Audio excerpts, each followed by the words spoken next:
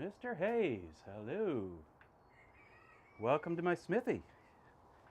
We're getting things started up this morning. Just finished feeding all the animals, except for the peacock. I'll be doing that after the stream. Oh yeah, we now have a peacock. I don't. It wasn't my idea, but the wife's happy about it. So far, he's just really scared of humans. He wasn't treated all that great by the previous set of humans that we got him from.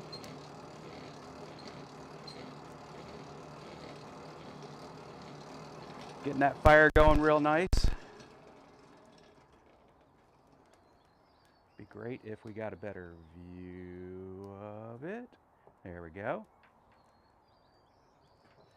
Hey Alexis, thanks for coming on by after your live stream over there at the Impractical Blacksmiths podcast.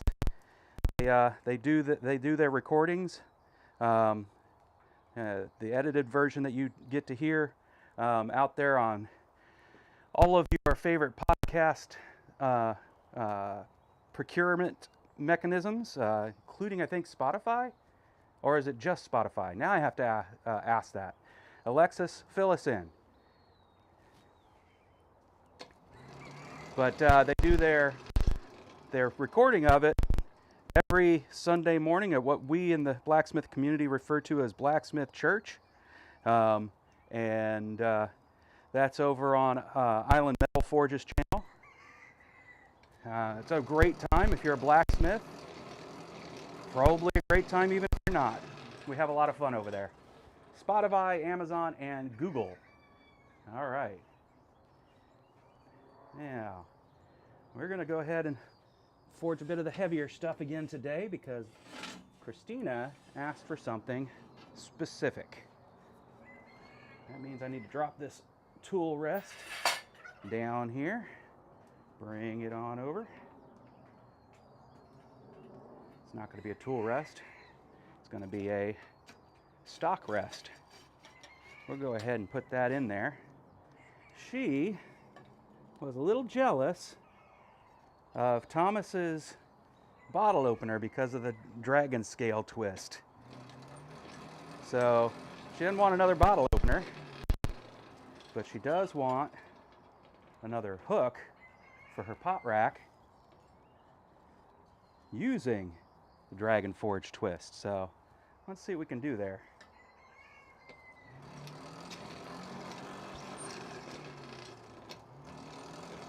There you go. Goodle sounded good to me, but I knew what you meant. All right, I'm going to switch over for anybody who was here last week. The material, let me pull it back out here and just show it.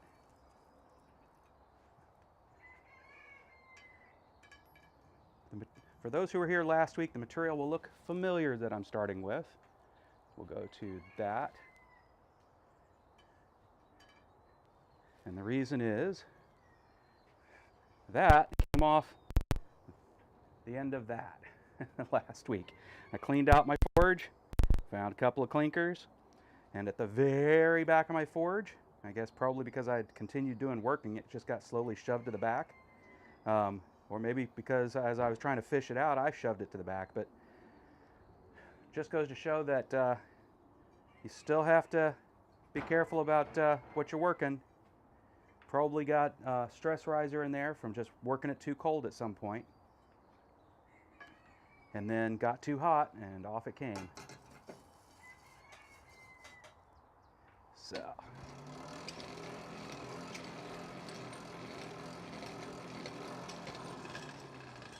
Save that though because, I mean, it's already leaf shaped. All I have to do now is, get a stem going. If I wanted to, I could pull more mass out of the base of the leaf for a longer stem, or I could weld something on here on the back. Hey Wayne, thank you for hitting that like button. Hey Rob, welcome into the channel. We know Rob's another one that spends time with us over at at Blacksmith Church in the morning. And so, yeah, I'm going to set this aside. And it got a little bit crusty in the process, but it's nothing that can't be cleaned up through the forging process. So, a lot of potential still in that.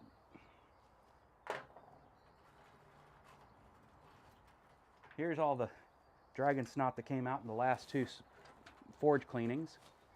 So apparently this second bag of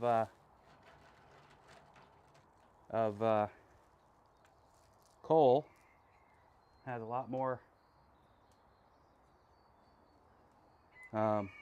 clinker in it. That's all right.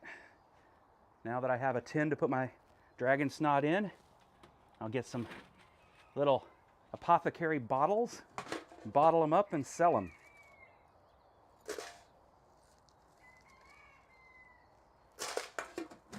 There's always a market for some stuff, crazy stuff, if you know how to market it. Hey Shane, welcome on in. Fire's warming up. The turkeys are busy out there being proud. We now have successfully, or I should say Christina has successfully hatched 13 more turkeys. There we go. While I get this material hot, you can watch them doing their strut.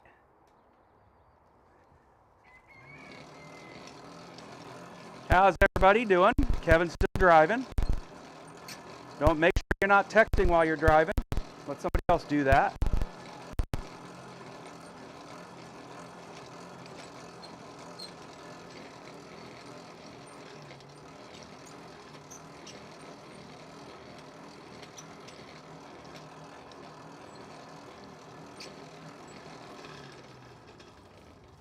Speaking of struts, one day I'll actually, have some struts to hold up my top doors for my Smithy.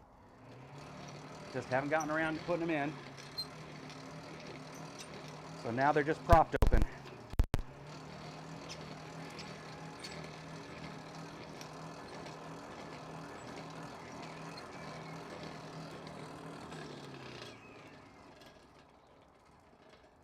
Now what I'm going to have to do is draw out a lot more material to get to the size that I can put a pot hook on the end of this thing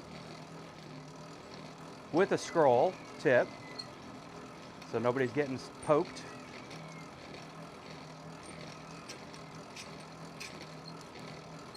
Hopefully have a nice looking transition that I can then turn into a dragon scale twist.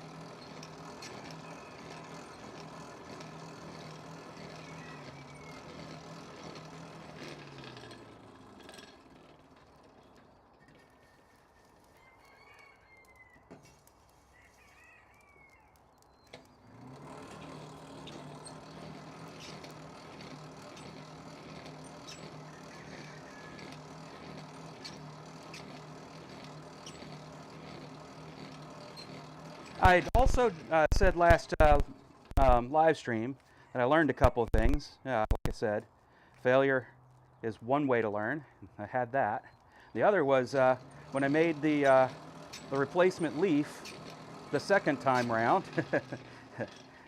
with the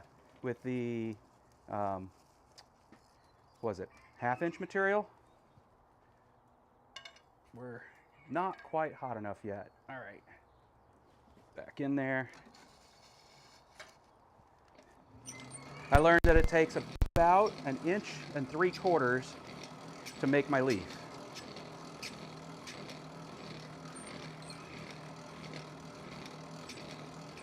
And with that, I can start figuring out, well, so how much material how many leaves can I make with the material I have?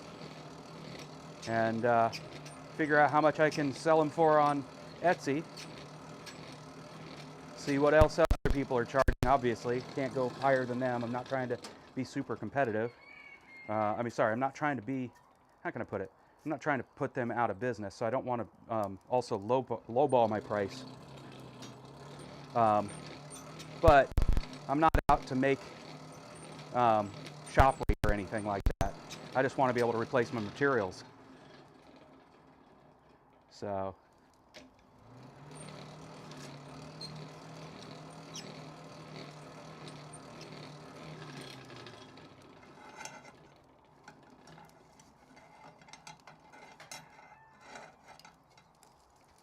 there we go. We're getting there. Nope.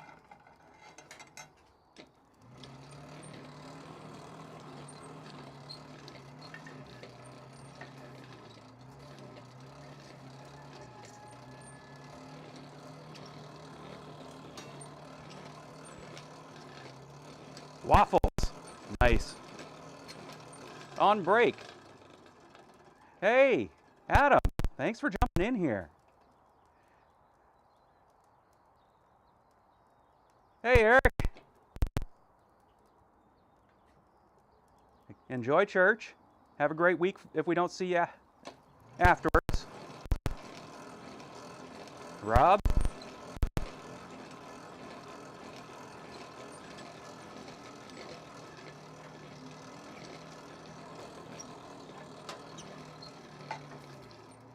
So if people aren't following me on Facebook, they're missing out on seeing some of Kevin's fine work, because I've been reposting some of the stuff that he's posted on my personal page due to my tagging him and a bunch of other creators in my personal community.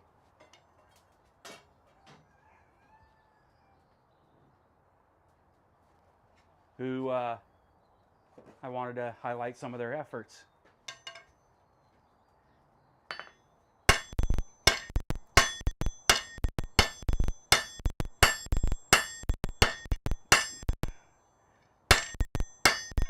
There we go.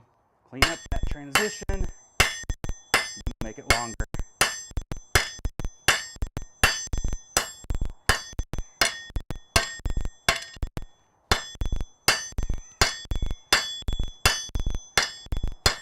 All right, that's cold enough to put back in the fire.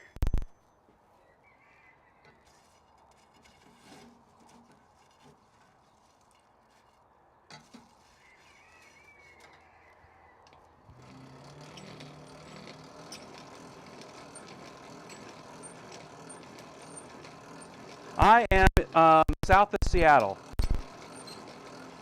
We have a tiny little bit of peace south of Kent. If anybody is familiar with all Boeing and stuff like that, everybody that knows Boeing knows Kent. We have a tiny little speck of peace down here, because we're in an agricultural preservation zone. And that's where I get to be able to do things like have 2.5 acres land and have my smithy out back and raise chickens and turkeys and have a donkey and just craziness, right? So, but we're literally 5 minutes away from urban sprawl. So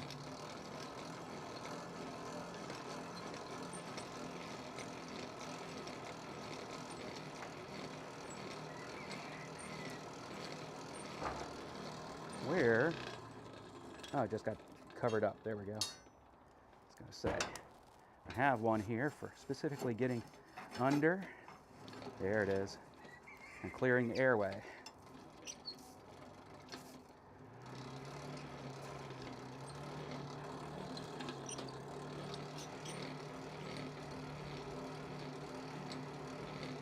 Now we should start seeing some heat in there.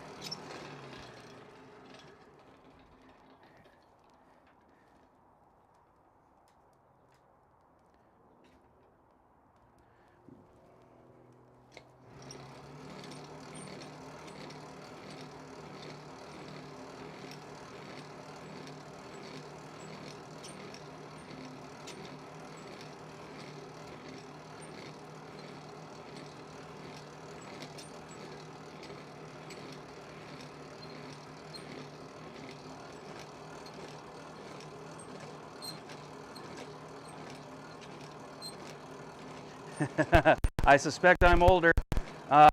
What is the provenance of your hammer there? Oh yeah. So this was created. Let me just. You know what? I don't want to do this again where I can't give the full credit where credit's due. So I'm going to address that real quick because I've been thinking about reaching out to him to ask him about whether or not he made the handle or if he bought the handle, because I would rehandle all of my hammers with this handle because it suits me so well. So give me 1 second and I will tell you the full answer to that.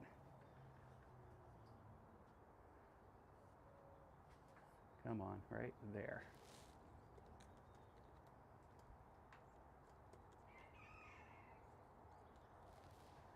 I love watching his work, but most of his work is blade work. It just so happened that, come on, why didn't you come back with a result?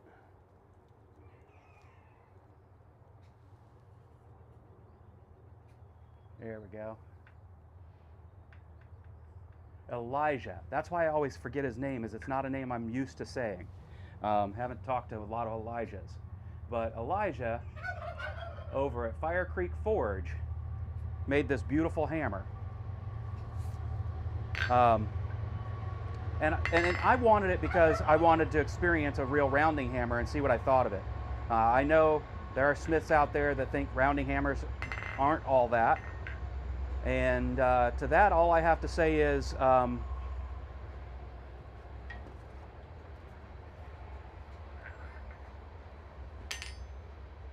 I getting the right angle? Let's make sure if I needed to zoom out on that or not.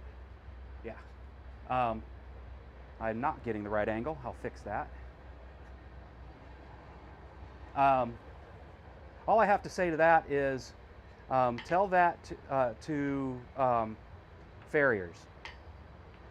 The World Championship blacksmiths are farriers. That's a competition of farriers, and they always use a rounding hammer for a reason. It's a very good design of hammer. However, I wanted to have, you know, the classic, and Elijah was decided to deviate from his normal knife making and do a set of hammers, and I was like, well, heck yeah. He had shown one of the ones he had made, and I was like, that's exactly what I'm looking for. It's got the shorter handle, because I don't swing from way out here anyway, ever. And you know, sometimes I'll be up here when I'm doing smaller stuff. But if I need to really move some stuff, as I'm doing today, I can be out here. And the way this is flared at the base, let me get it in view, it is a perfect fit for my hand. So I really enjoy this hammer and this handle. So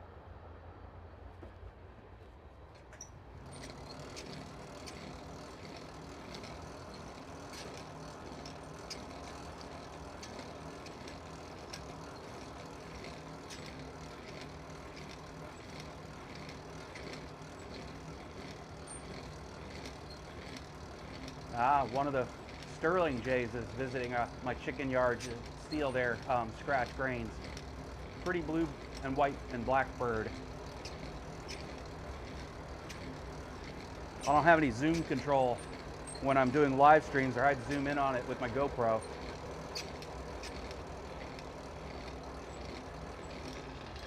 And if any of you do know how I can zoom during a live stream, let me know.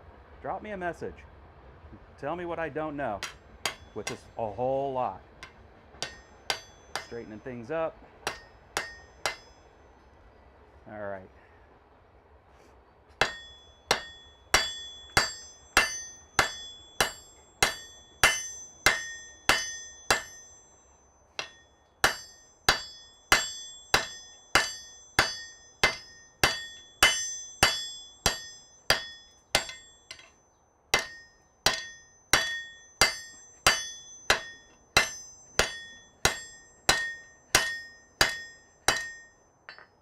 That's cold enough. Let's not cause myself any trouble.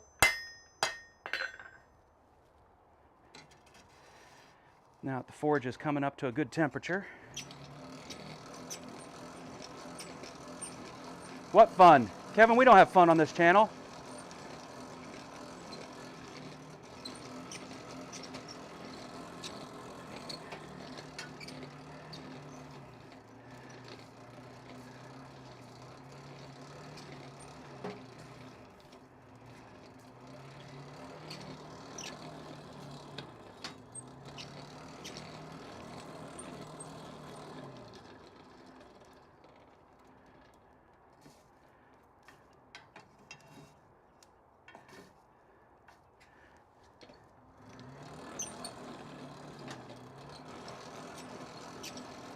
I haven't dropped anything yet, but feel free to make sure you have something to drink. I'm definitely going to take a sip. Yes, absolutely. I've reached out to Tim at some point when I'm not so shy. We'll get together and have a collaboration. He's already said as much to me. So.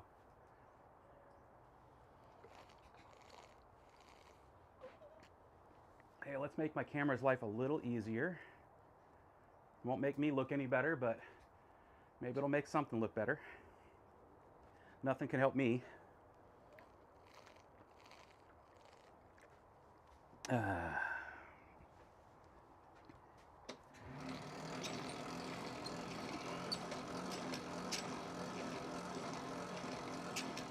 Yeah, I couldn't remember if it was Sumner or Puyallup, but I knew it was something real close here. So yes, one day when I can make the mental space for it, Big Dog and I will get together and do something. I mean, at minimum, I could just go ask him to show me how to work a power hammer. I've never even seen one in person yet, so.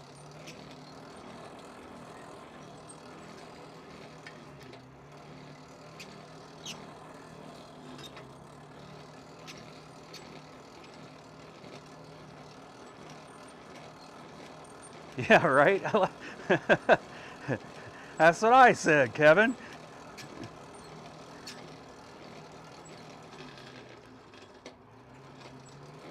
Yeah, my brother and I joked for, I don't know, at least 20 years. I'm now 55. We've been joking for at least 20 years that we're not old. We just have a case of CRS. Can't remember stuff. And stuff is not what we say.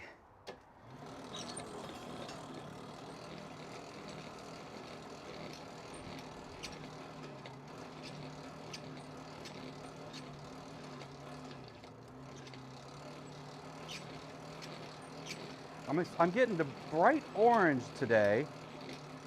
I'd like to see some yellow and some lemon yellow in there. I've probably just not turned the crank enough yet to get everything warmed up. There, I think I'm starting to see it.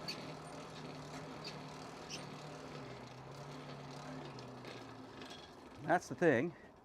It is all hand crank here. All right. Let's keep it going.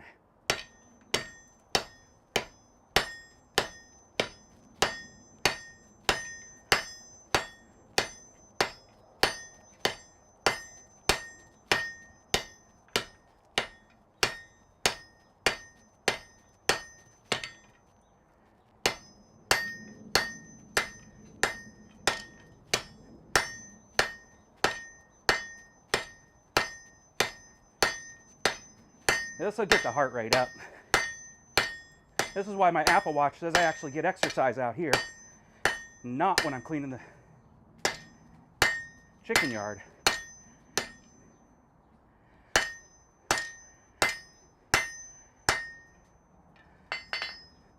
Flip over to the smoothing side.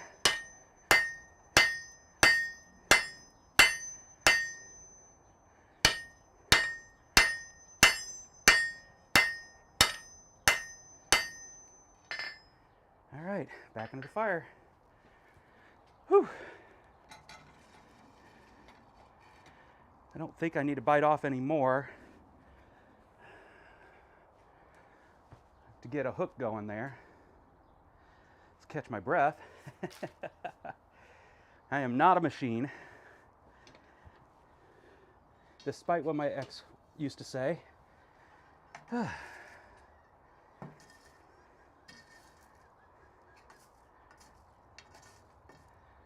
right.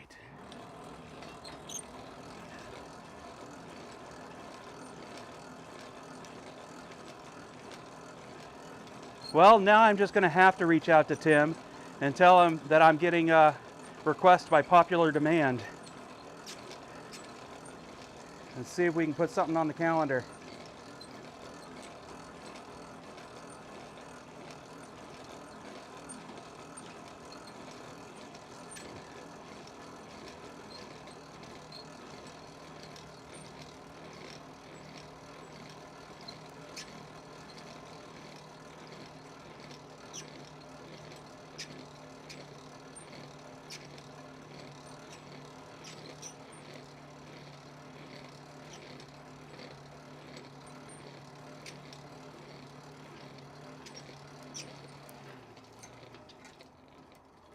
Hey, I didn't burn it off. Continue thinning it a little bit. There's no pot fitting over that.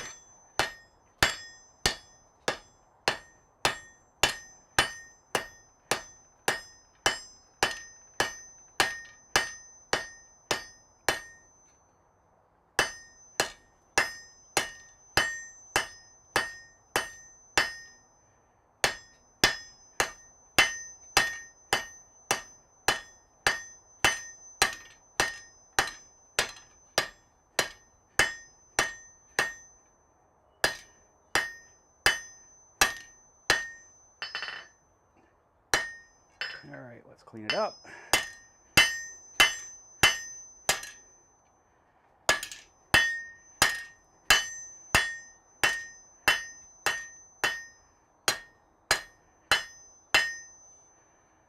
Got a little bit to pull up out of there to get it even, but I'm still making it a little bit smaller yet. Because when I make these, I do so with this rod. So this is what I'm trying to get it down to. We're pretty freaking close at the tip, but then the tip gets tapered into a point so I can make the scroll end on it. But the whole rest of it needs to get tapered down to, taken down to 1/4 inch. So still got a bit to go. We'll leave this here for being able to reference here in a little bit. Making good progress. Anybody see John Switzer's video pop up in their Facebook feed talking about stop making excuses? I shared it up on, I saw it and thought this needs to go up over on my page. Share the love there and just chime in saying, hear, hear. You don't have to have fancy machines. You just have to have the will and the fortitude. And of course, setting ableism aside, the ability to put the effort in. Obviously, if you don't have the ability, I get it. In that case, that's not making excuses. But I have also seen people who folks would say don't have the ability, and then they discover, oh yeah, they do. I mean, look at our good buddy Ben here. Not to put you on the spot, Ben, but you're another one of those folks that I've come across that's definitely taken away the excuses.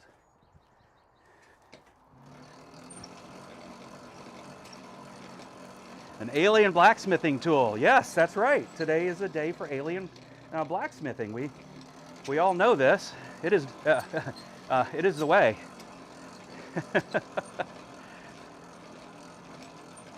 uh, but Rob, what I am doing here today, thank you for asking, because there's a bunch of people have joined since I told folks what I was doing. What I'm doing here today is a request from Christina. Thomas should have received his bottle opener by now, but it almost was the case that I was going to go out and have to make another one, because Christina has first right of new technique and or item, and she almost claimed that right when she saw Thomas's dragon scale handle on the bottle opener. She already has a bottle opener. She got the first one I ever made from a railroad spike. So she almost swiped Thomas's bottle opener. So last night I asked her, what should I make today? Because, you know, I don't plan. This is all fairly off the cuff. I do have a couple of things I really want to make, which are going to take planning for me to make it. I want to make a specific style of tongs that somebody called something monkey paw, that I think would be really cool to make. And when I do, then I will make sure I can remember what his name is. I know it's William, but I can't remember right off the top of my head what his channel is called. But when I do, I'll have that. But what it's going to take to get it done is for me to do some planning and actually probably draw out the stages of of the creation process, so that I get it right, obviously, because it's not the typical 3 set down method. It's also not the twisted tongs method that most people think of and that I've seen enough of that I can do it. This one really was a bit different. So I want to give it a try. But that takes planning. So last night I asked Christina, well, what should I make today? And she gave it a thought, and then she said she wants a dragon twist pot hanger hook.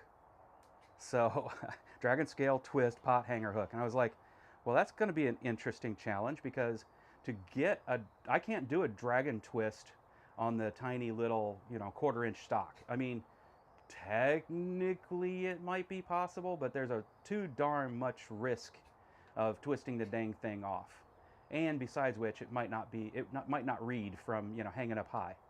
So I figured the only thing I can think to do is make a 1/4-inch hook on one end, a 1/4-inch hook on the other end, but in the middle, where, it doesn't really matter what's in the middle, we go ahead and leave it 1/2 inch. And let me just make sure I'm right. Is this the 1/2 inch? No, this is 3/4 inch. Sorry. Leave it 3/4 inch, and then take that 3/4 inch and turn it into a dragon scale twist. So what you're seeing me do, the alien part that I'm making, is the hook on one end. Then I'm going to leave a length that will be, the hook length, unchanged, and then I will start doing a reverse taper from there to where I'll make the other end of the hook and get it off the stock, and then do all my twisties. Finish up the tapers, round the tapers, do the twists. So what I'm doing right now, though, will help me estimate. Well, I mean, this first hook I'm going to actually complete, because I don't, as I said, I'm winging it. I don't know anything about, how much material is needed to make the hook as big as I need it to be until I actually try to make the hook. That's the benefit of having always used, 1/4-inch stock. I taper it, I scroll it, I make the hook, and then I, do a guesstimation of how much I need, cut it off, and make the other end. And it doesn't really matter what the length is in the middle. But in this time, I have no idea again how much material it takes, because I've never bothered to measure it before I, make the hook. I probably should do that so I have a clue. But how much of this do I need to make the J part of the hook? I don't know. So we're going to get this scroll end done, and then we'll make a hook. And if it's not enough, I'll take a little bit more.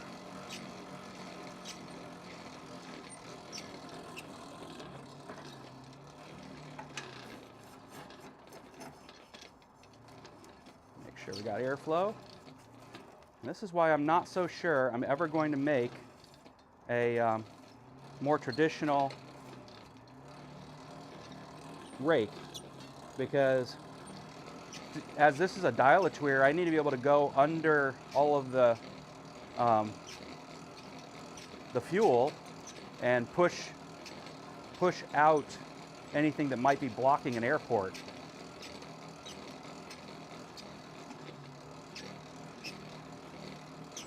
I don't think I could do that with a traditional rake.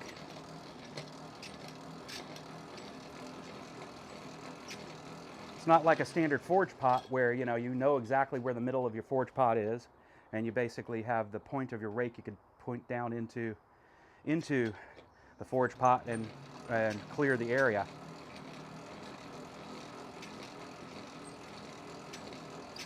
I still probably will make one just because I want the practice of doing it, but I may have to give it some serious thought as to, well, what does it take to do it in a way that it'd be effective for my need. All right.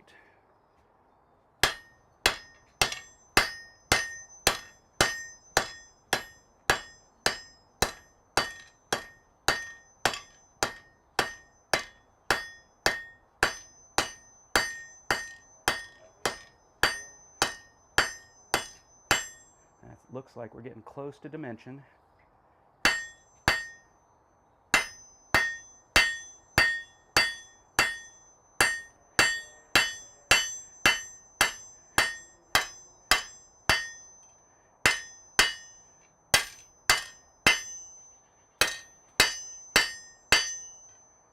Go. Close, but we're not quite there yet. We're still too wide in that dimension. We're darn close in this dimension. Yeah, sounds like somebody's racing outside on the main thoroughfare outside of our area.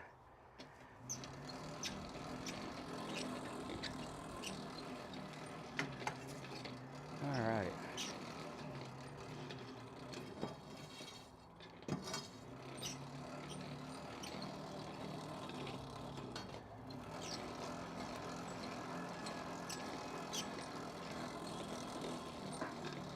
So, let's see who's still here. Alexis, if you're still around, what's next week's topic going to be? Are we not still going to be in April and therefore it be an April style of topic? Did you say you were going back to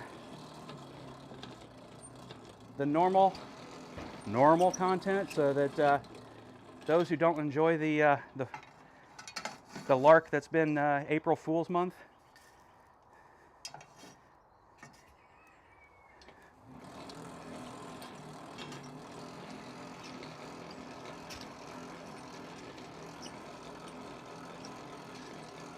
So I came out this morning to discover I had a power problem. The power problem was I had to pull out, move things I didn't mean to. I had to pull out my, put away, I should say, my solar panel as the weather had taken its toll on it. And instead, I'd forgotten to turn off my power source. Let me draw back on this. This is my power for the Smithy.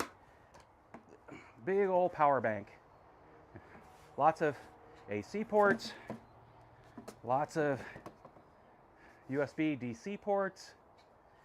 But if you forget to turn the darn thing off and you leave a little transformer in it, in case people always wondered about this, even if nothing's plugged into that transformer, this side, aka power supply, it's still transforming. That's that phantom energy thing that you might have heard about.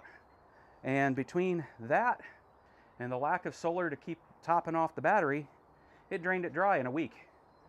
So I need to go ahead and see how I go about getting EcoFlow to sponsor me, because I'll be darned if I didn't convince the wife that the answer to that problem is to go pro. And I'll show you what I mean.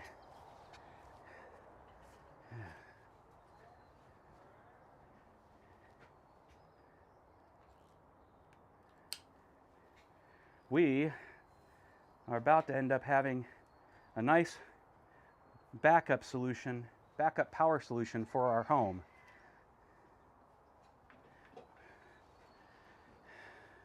There's the little baby. There's actually littler ones, so it's not that little. And there's the big brother. And you can put a couple of these together. That one would give me about 10 hours of ability to live stream. This one will give me a full day's worth of ability to live stream. And then we're getting, yep, that's right, next Sunday is still April, that's why I was asking. We're getting another one of those. We've got solar panels for it. But on top of that, we're also getting the home hookup, so it becomes our backup power for the household. So yeah, some exciting stuff's happening here to make sure that we have power enough for anything we want. It has an RV hookup on it. I have the ability to fast charge it with my car charger. If I needed to, it could be a backup for my car. I could actually charge my car from it.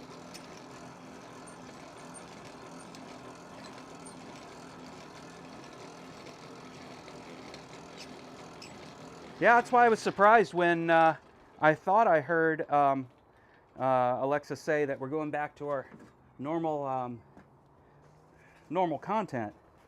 Or there, I should say, when I say we, I mean Blacksmith Church, the Impractical Blacksmiths podcast. Because, well, I mean, we're not done. I'm not done with April Fools. There's a couple people who attend Blacksmith Church who might be, but I'm not. All right, gents, ladies and gents, I have a bucket full of coal dust. Well, it's not coal dust, coal leavings.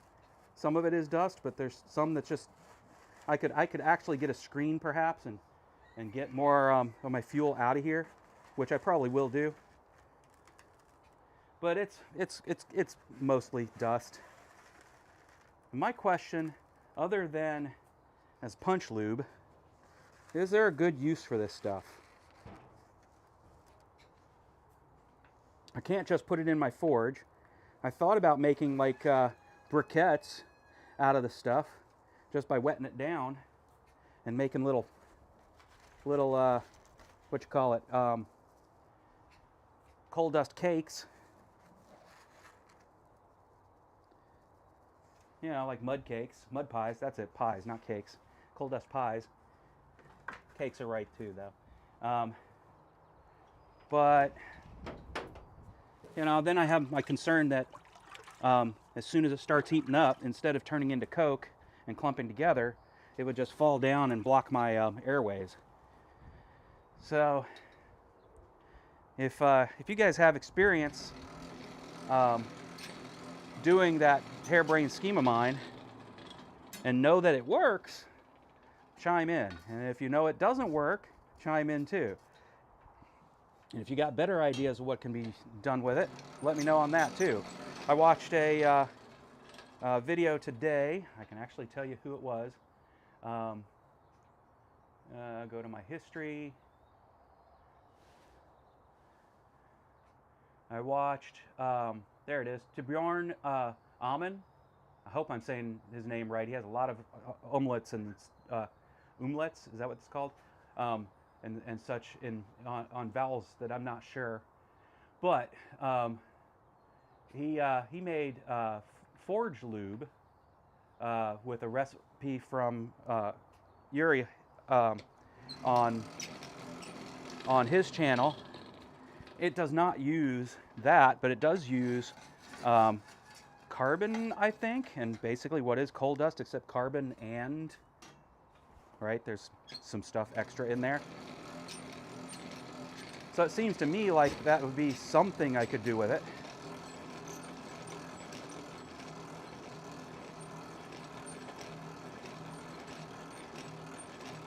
Thunder Bear?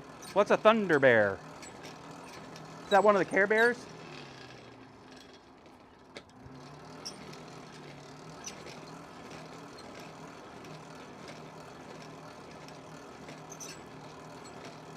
We were talking about whether or not, being that next weekend is still April, we misunderstood you in saying that we're going back to a standard format topic next week.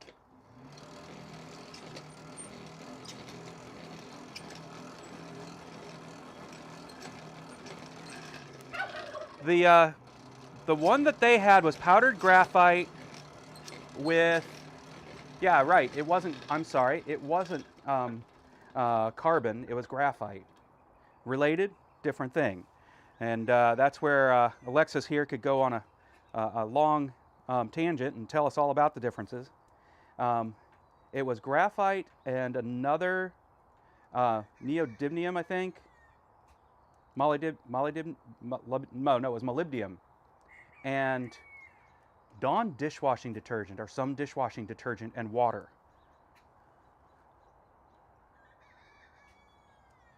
Oh, that's what it means, is Thunder Bear? That's awesome.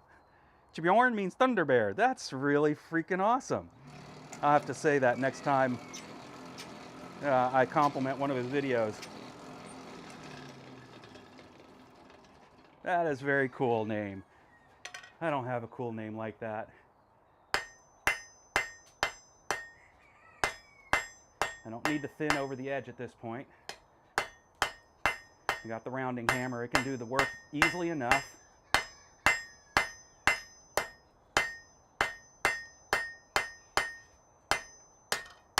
Now let's see if that's enough.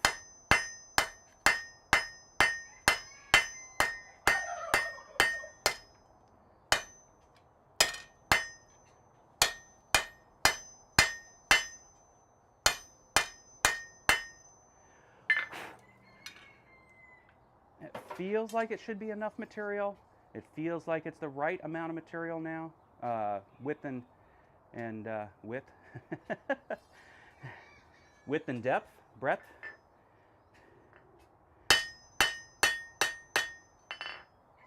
And of course, now that it's really small material, it wants to cool off really fast. All right.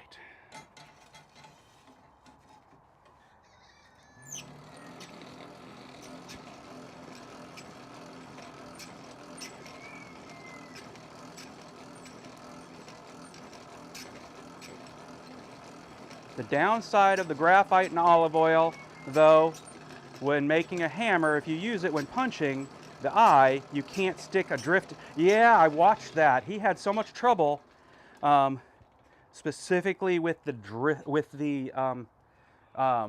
so it was fine while drifting. It was awful while he was trying to distribute the mass around the eye. With the drift in there. The drift wouldn't sit still for him to do that. So, lesson learned watching that is don't use that when you're trying to make something stick in the hole.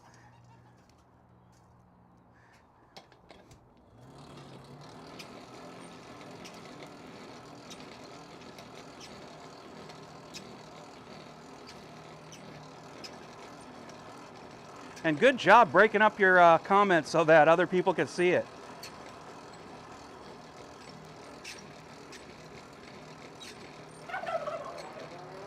If I remember correctly, I tried to make the comment limits size limit bigger, and it was at the max that it would allow.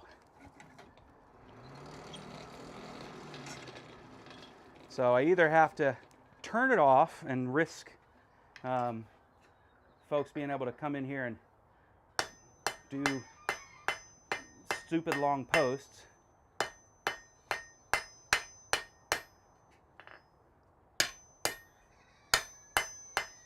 all right, let's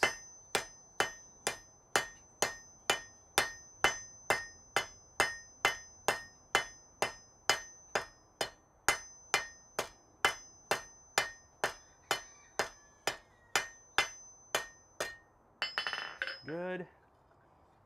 Heat it up, pull it back a little bit, round it, scroll it.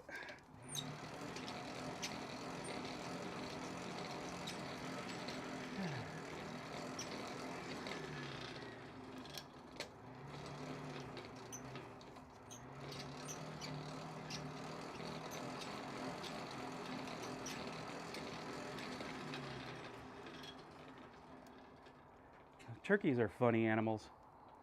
They don't want to just impress the girls. They want to impress everyone around them.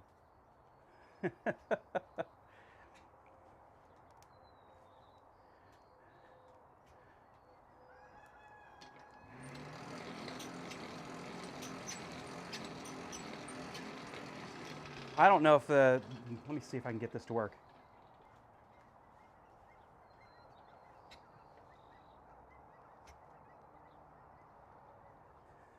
So I don't know if the mic picked that up. They make this kind of sneezing sound, huffing, sneezing sound. And what's amazing to me isn't that. It's the fact that when they do it, there is a bass thump that happens. That is, by the way, this material isn't nearly as hot as it looks on the camera. I can see it in my camera anyway, or I mean in my projection on OBS. It cools off really fast.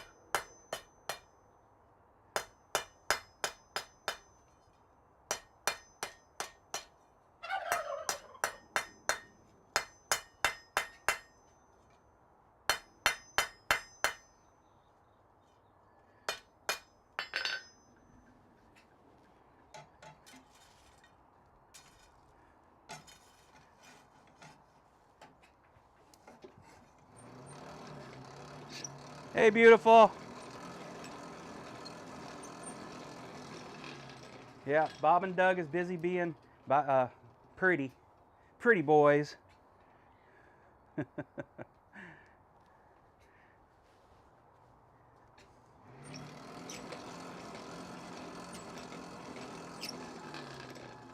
Iron Age name.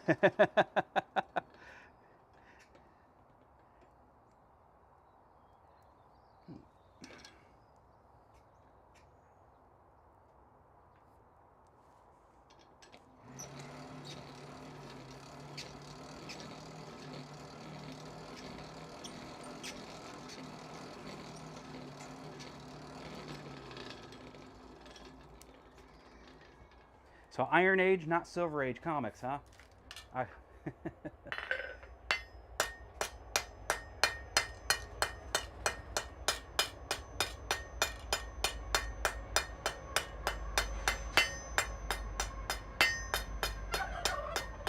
Get it closer to the edge of the anvil so I don't keep tapping the anvil.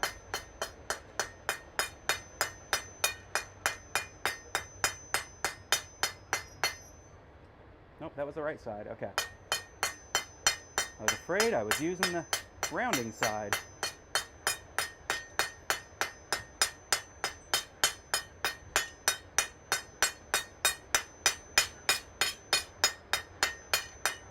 That looks pretty good.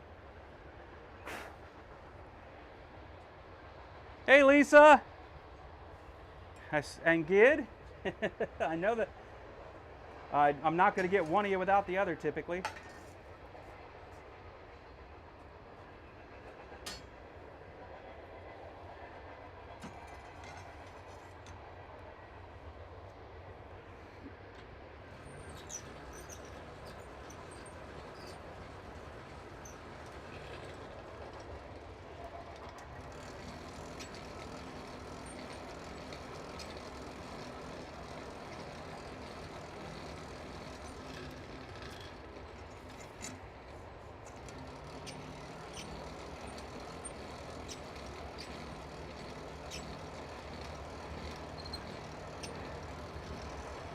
Got a long train going by full of coal. Damn it, somebody get out there and get some of that.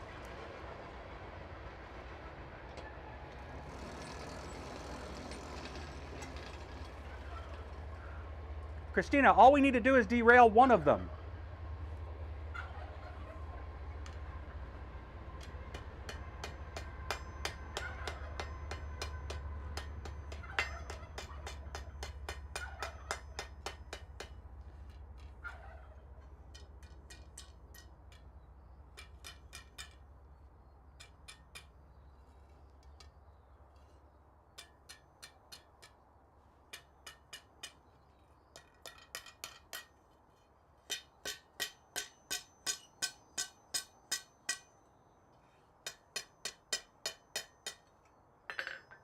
That's an ugly scroll.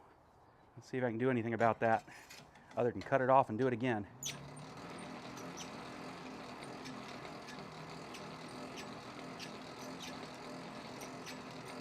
Or make it the one that I hide up top.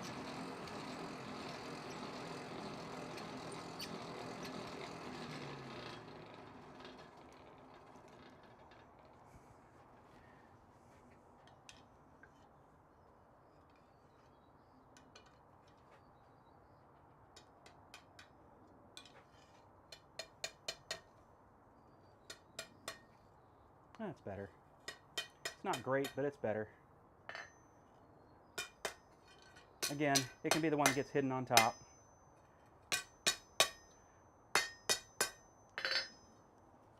Give it a slight little twist.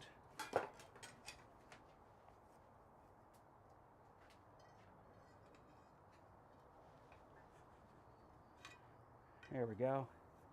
That feels more in line.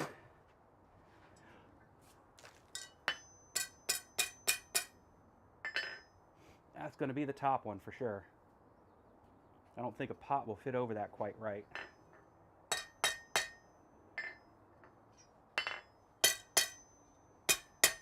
Try to get everything back in alignment. All right, let's warm it up so we can make that happen without causing any stress.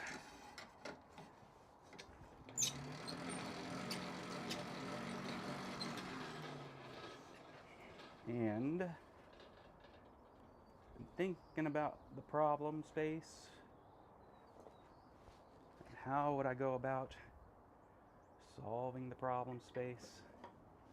And I think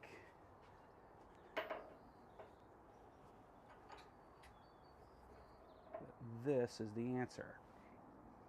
It's a strange answer perhaps, but it will be much more consistent than what I've been doing.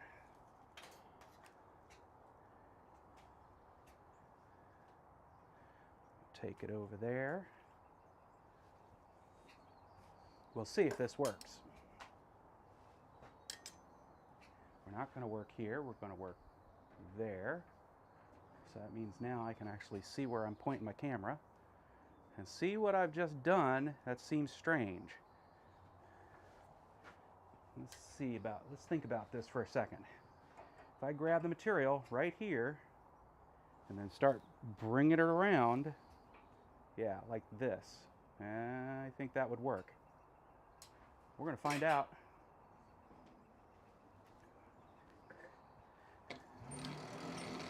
It's all a learning experience, right?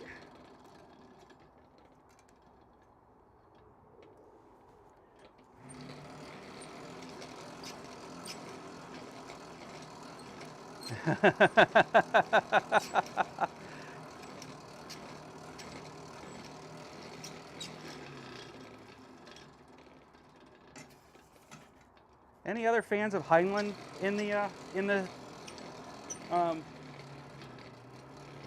live chat here? Robert Heinlein, that is. Stranger in a Strange Land. Thou art God.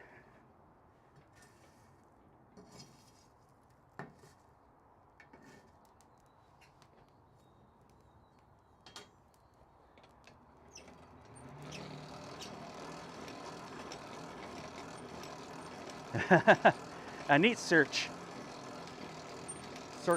Yeah. I mean, it would work. People would wonder what the hell your name is. It would be a pseudonym. But then they'd assume your name might be, you know, something to do with Anita. Oh boy, got that too hot. Forging temperature hot. No problem being able to turn that around. Let's go ahead and, all right. I didn't do too badly with it, and it's not nice, but let's forge some of that ugliness I just created in.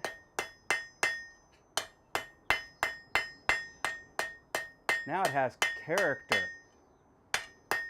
texture. You know, texture is only good if you actually wanted texture. But we're doing all right. It's not too horrible. Not for a hook. All right, let's try that again and realize that it's going to get hot really fast. Wasn't even giving it that much air.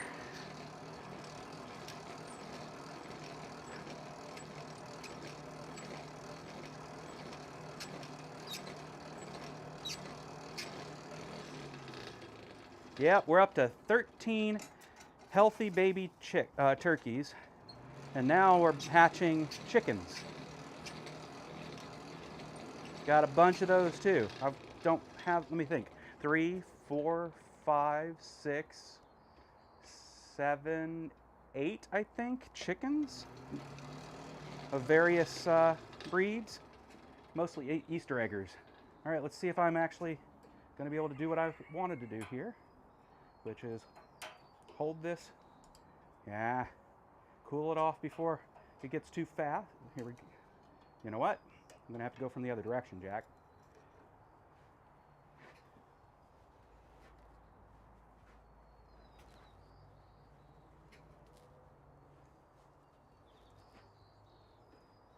Well, it is working.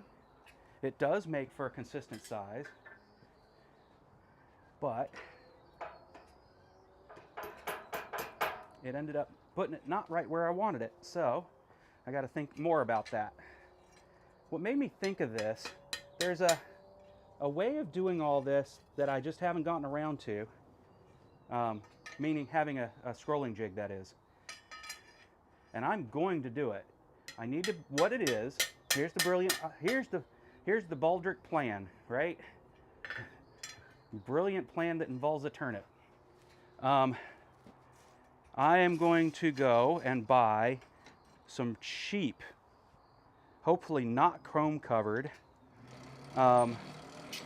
socket set.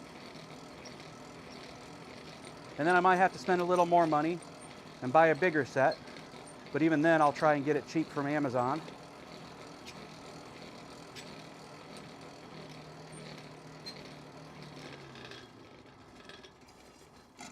And the reason for that is if I put, so I don't, we'll see if I continue to do it this way or not, but if I put, as a matter of fact, let's lower it even so maybe the handle doesn't get burnt as much. But if I put two socket, socket driver type bits in here, and then slide sockets on top of that of various sizes and distance apart, I basically have a fully customizable bending jig. And if I can't seem to find, driver bits, I could always just use, 1/4-inch stock. Maybe have to resize it just a little. All right, let's get the wacky, no marky. Pull on it while I bend this in where I want it.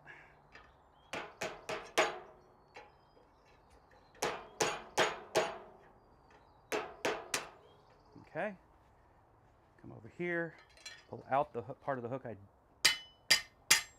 there we go. And now that we've got that, and it's going to go all the way around into curly Q anyway,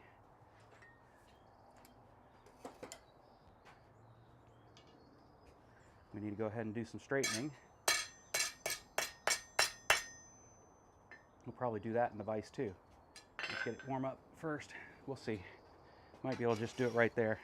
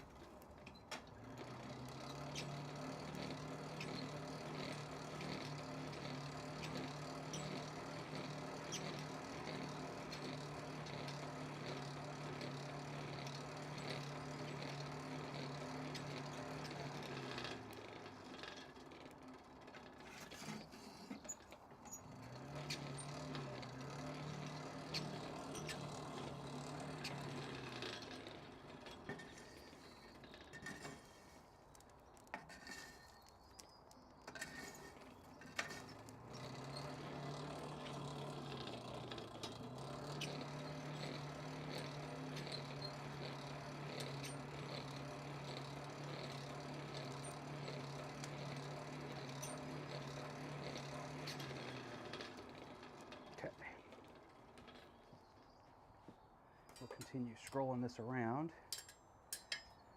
A little tighter and tighter. There it is.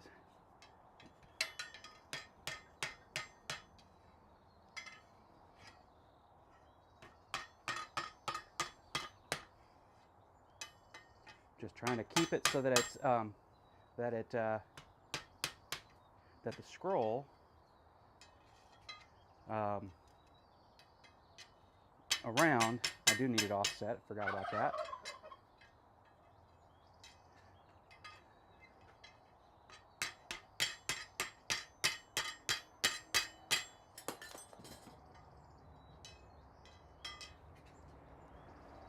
Stays basically symmetrical.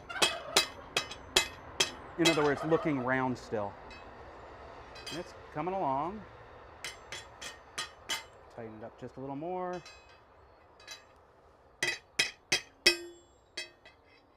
And it's cold enough now, we probably should put it back in the fire. But it's staying in the round. It'd be nice if I gave you the actual view of what I'm working. I can do that.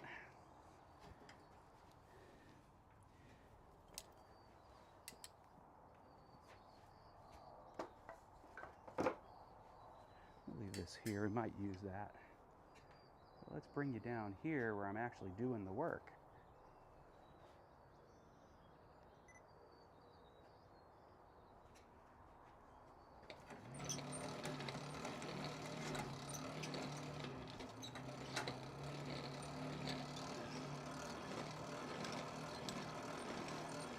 I see Christina leaves and all the chat stops.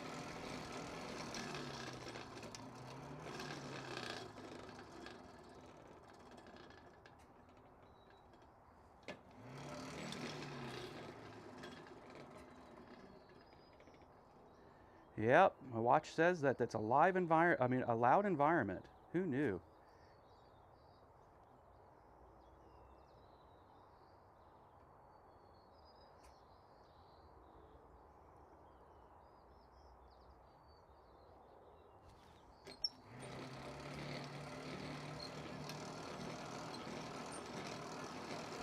Thanks for the confirmation, Mike.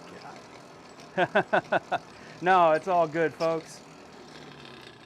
I just have to say that, you know, I don't mind playing to an empty room because, frankly, that's how you get started in anything.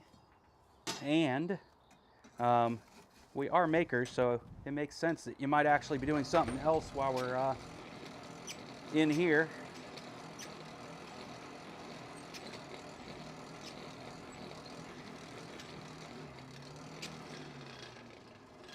And next time, I won't ignore the fact that what I thought was happening was YouTube having a conniption and telling me the same thing too many times. And now I know, in case folks are wondering, that Alexis occasionally gets on here and I should say, on Island Metal Forge's channel and spouts off, or, you know, shares her opinions on the state of affairs. The affairs of state. I don't know. I wasn't there last time, so. But I will try to be next time.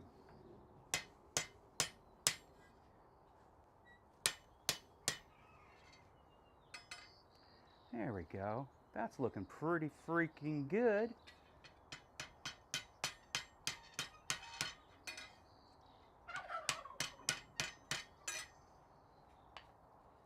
I like it.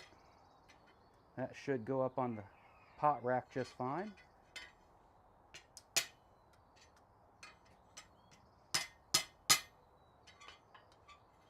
It's got a nice little zigzag there. Let me go get this round rod I test with. Too long a round rod, but it works. And we'll go ahead here and go like that and twist, and yep, that'll work.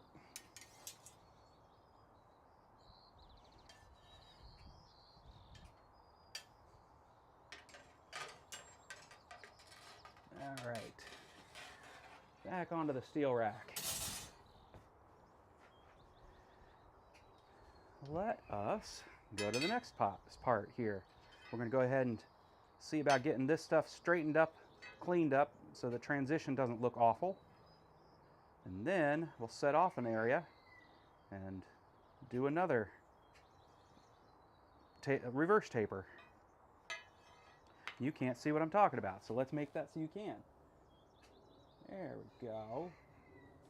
We will straighten all this stuff out, make a nice transition, set off a space of it, and work on a reverse taper, which will become the other hook.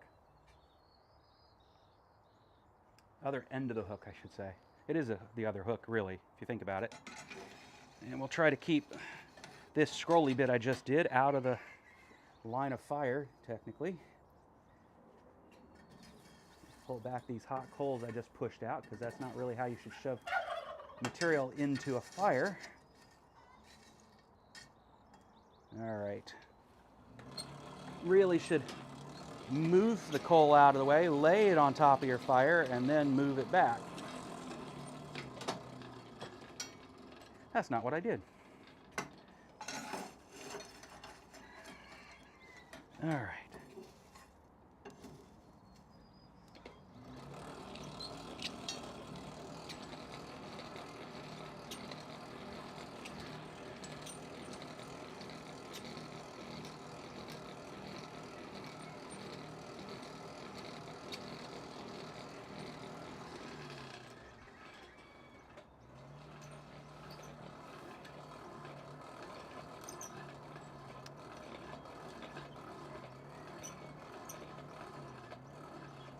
Cutting wood in my shop. Hot metal in between. Nice. Grandkids. Yeah, we are so looking forward to our trip down to see our grandkids in July.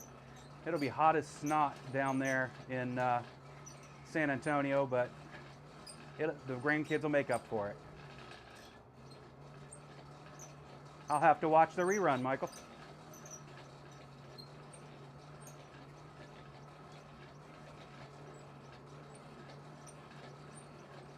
Oh, cool. I can turn you on with my iPad, or actually I'll just turn you on here on the Mac, because I took the iPad back into the house. See what your gallery project's shaping up to be.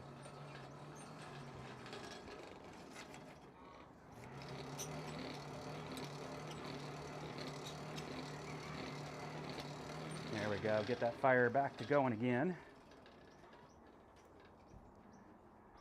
Share the love of the fire. Who doesn't love a good fire? Fire!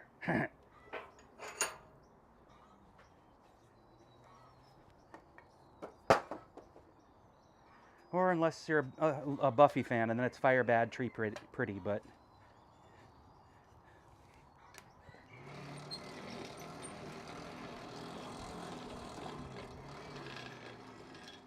That just doesn't apply here. Fire good.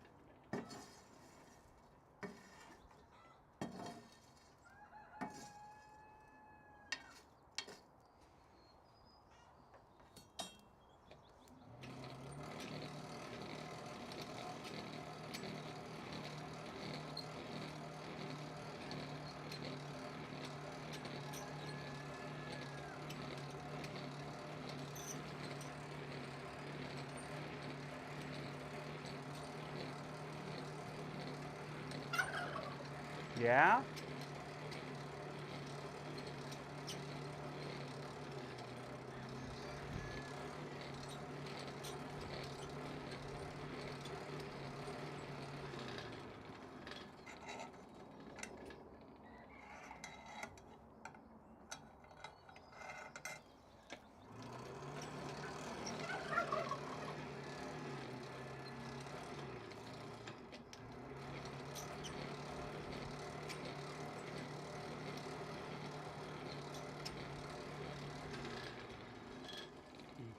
All right. Let's see if we can get that in a better shape.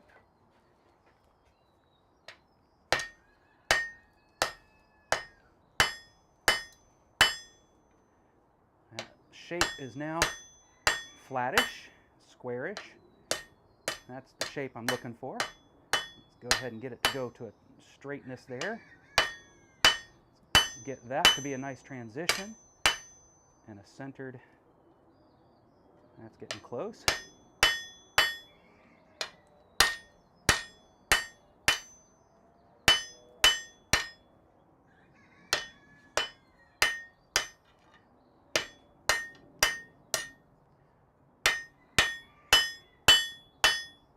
That's feeling about right.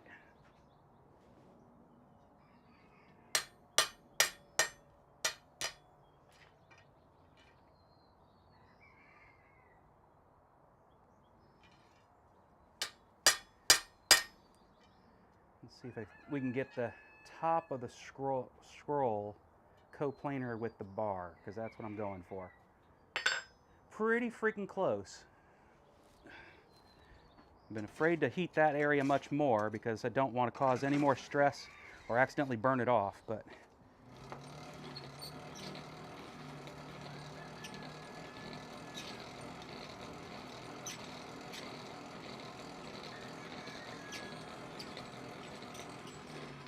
and it's time to throw some more green coal in the back there.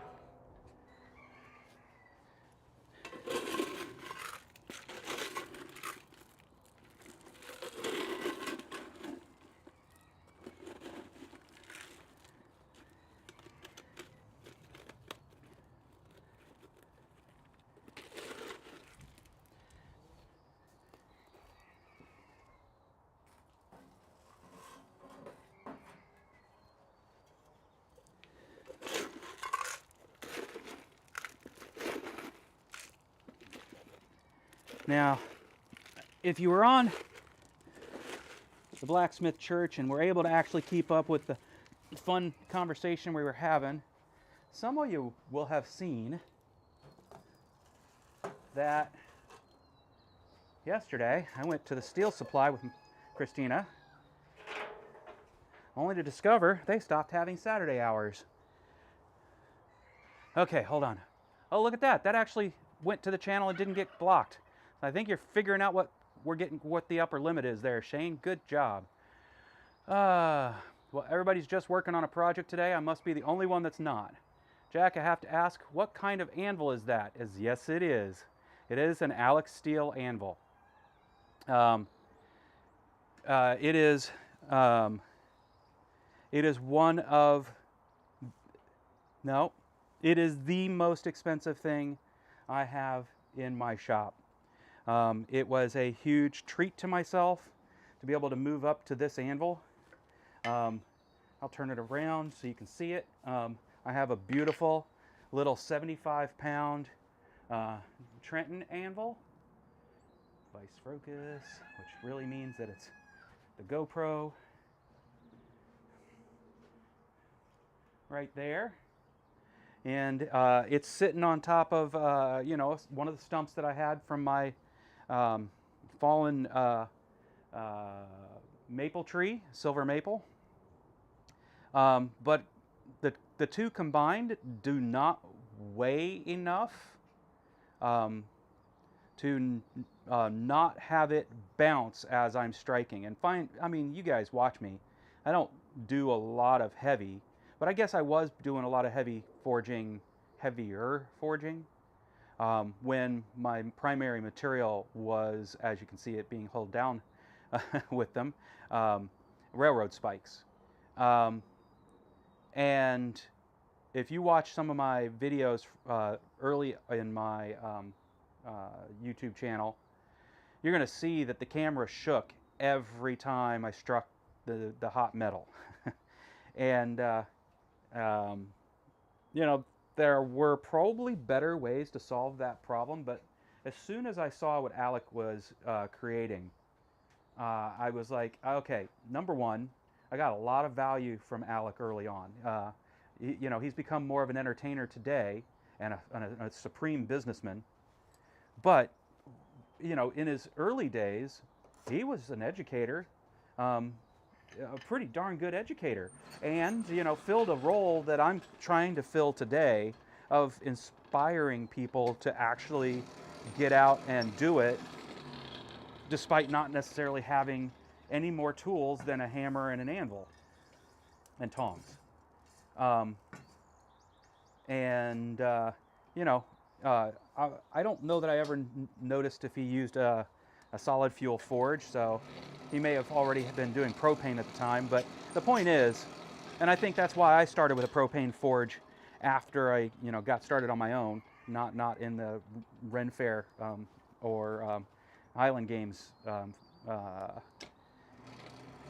venue that I actually got my start with. He was very much an inspiration to me. So the fact was, I paid it back, or paid it forward, or whatever you want to call it, by buying myself something really nice. And I absolutely love this anvil.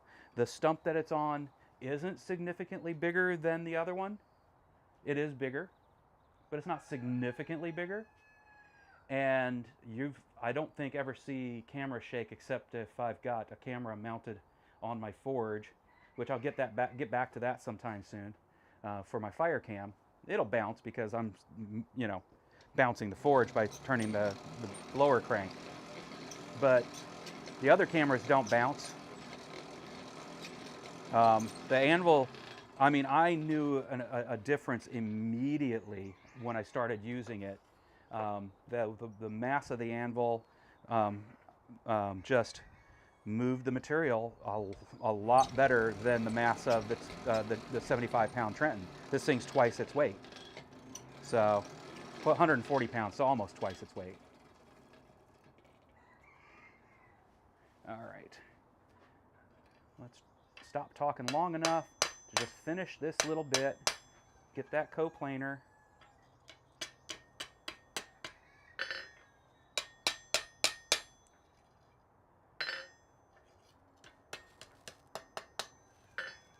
Okay.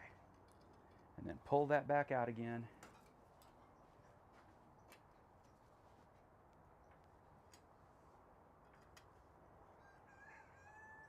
There we go.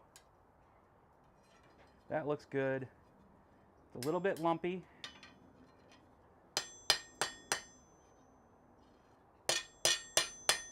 I'm might be able to make it a little bit prettier, but it's going to end up going through a twist anyway, and most of the lumps aren't going to be seen due to the fact that it'll be a dragon twist and it'll just be character then. I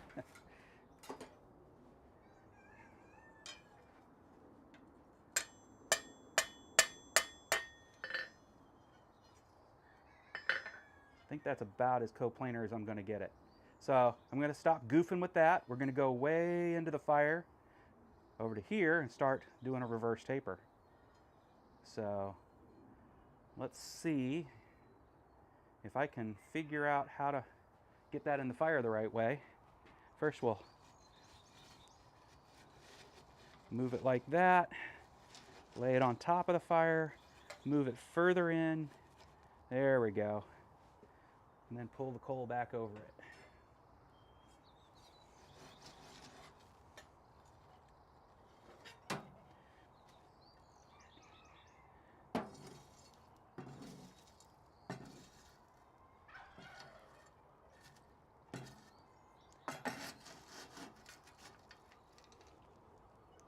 All right, let's start getting it hot.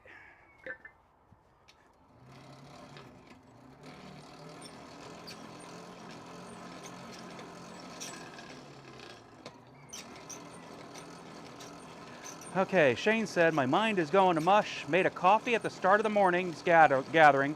Forgot it at the perk. Remembered as Jack's stream started. Down half and made another cup. Forgot it too. So you have CRS too, Shane. Welcome to the club. It is a London pattern.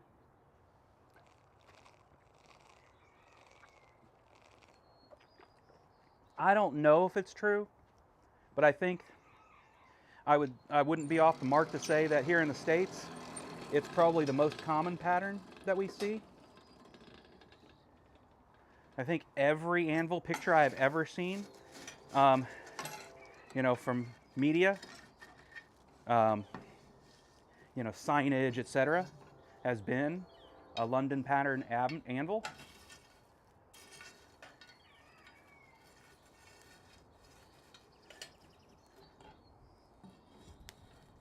All right, there we go. Wasn't quite into the hot zone I wanted it to be. Probably still isn't. There we go. And now I get to hold it because it's too heavy and my tool stand is too high. So we'll get that out there.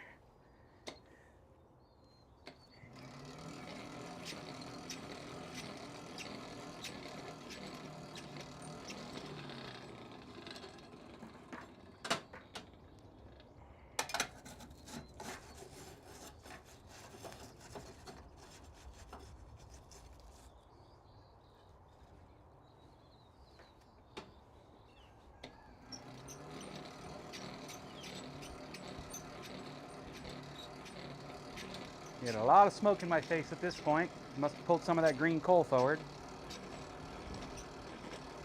Looney Tunes, London pattern, yep. Yep. Hell, that's funny. I have to attribute a lot of our cultural references from the Gen X community, maybe earlier, to Looney Tunes.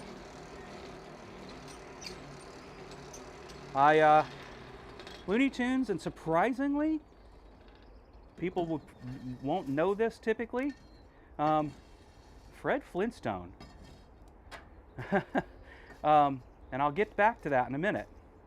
But Looney Tunes.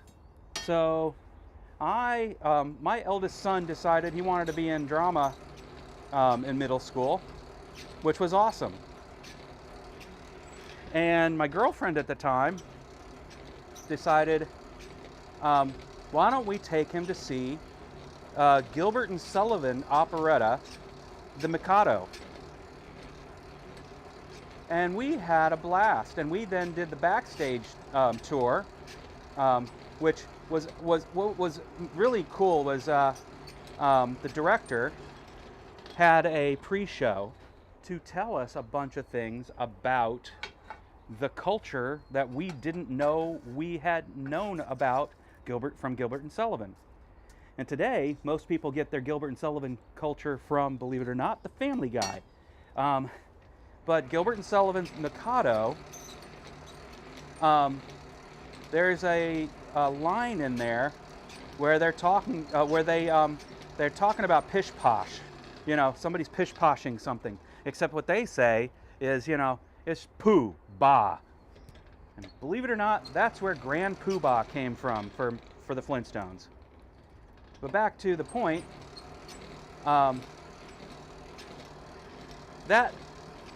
we went to the after, the behind the scenes afterwards, the after show, and we met the director, and we tell him why we were there, and he's like, "Oh, really?" And he definitely talked like that. That's fascinating.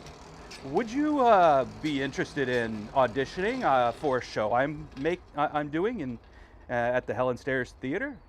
There is a dearth of young male talent in the arts. And so my son was like, sure, why not? So he auditioned, and he got the spot for HMS Pinafore as the midshipmite. And I'm dropping him off at rehearsals, and I think the second time I dropped him off, and at this point I'm already starting to hum the music from the show because I'm hearing it. And he's like, you wouldn't happen to be a tenor, would you? I'm like, well, I don't know, I don't sing.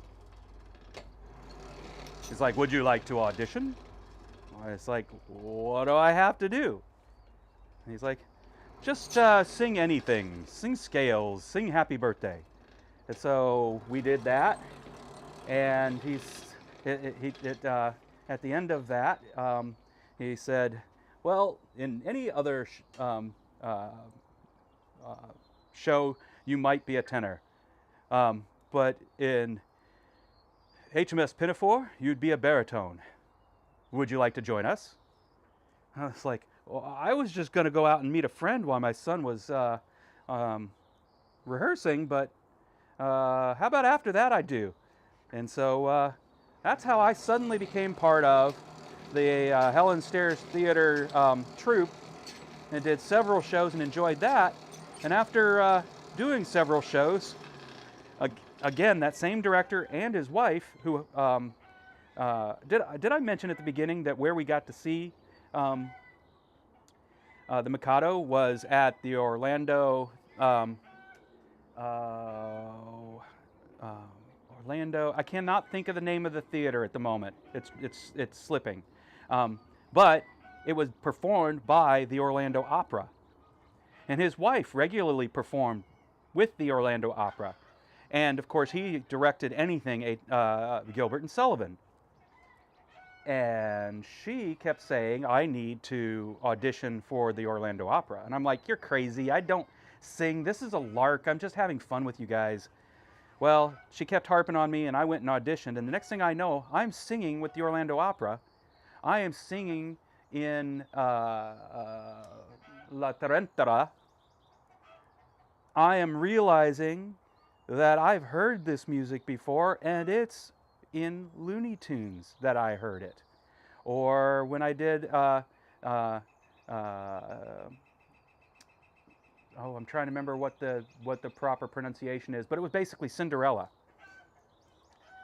in opera. And some other shows that I did with the Orlando Opera. I don't perform today, but yeah. Bugs Bunny, man. And the various bits of opera that we got exposed to that kids today don't get to see, because who knows whether or not they can even find Bugs Bunny anywhere to watch. Of course, there's a lot of things that would be considered culturally inappropriate today, but you know, that's the nature of things today. It was a cultural touchstone, though. All right. We've got some heat here. It's probably not enough heat, but I can actually start doing a set down at least. And so we're going to do that. I think I like that much. Yep. Let's do another one. And I really don't need it to be a huge set down. I'm going to do a transition.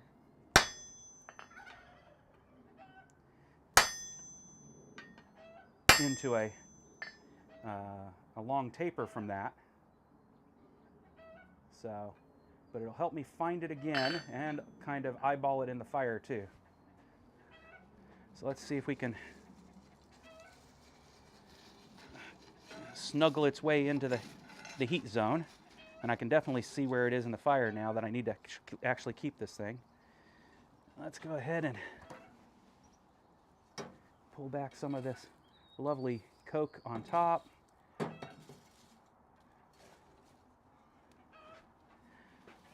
Drop that there, it hits the floor. You've got low, low, low, low.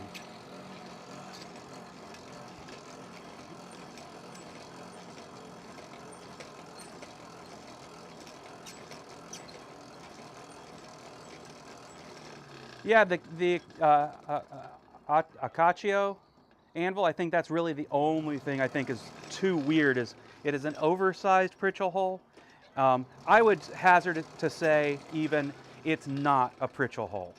It is strictly a hole through which you do your bolt. You're able to drive a bolt. I think that's really its only purpose is so you can affix it to your anvil. Let me see, scrolling back.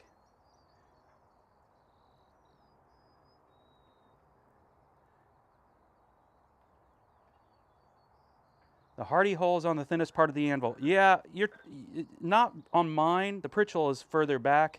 This one's still got a good 2 inches or more. Let me see. I've got a measure here. The measure says that where my hardy hole is over 2.5 inches thick. So I don't really think you're going to cause yourself any serious issue working over that.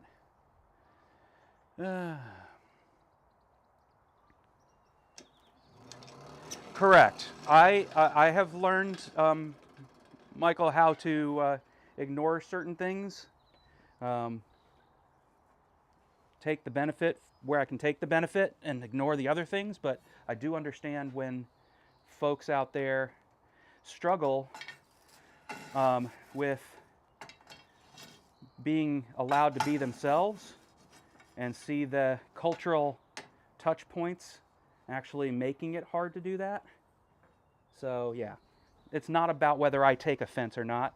I don't even think it's about those folks taking offense as much as struggling to be allowed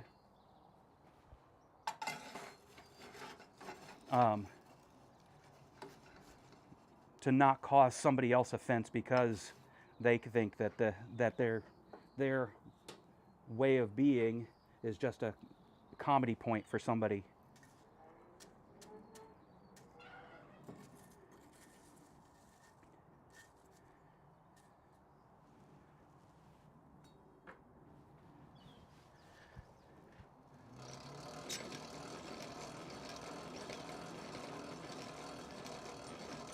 Yes, agreed, Alexis, is that if you're really going to do that heavy a work, a striking anvil is the better way to go.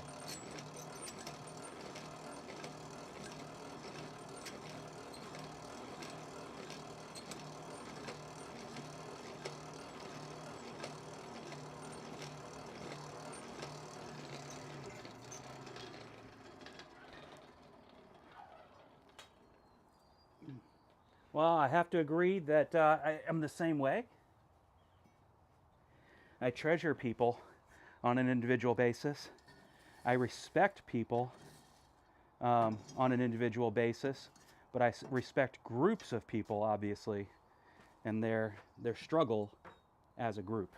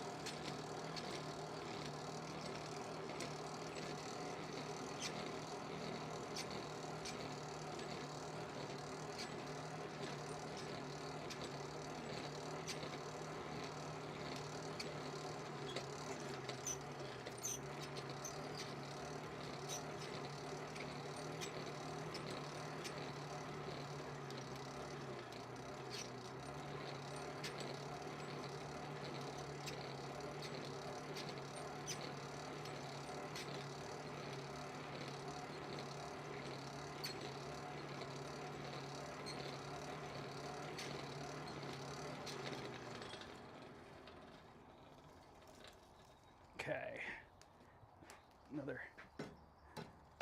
get the sticky coal off my work. All right, now this is where we start going hog, pushing it.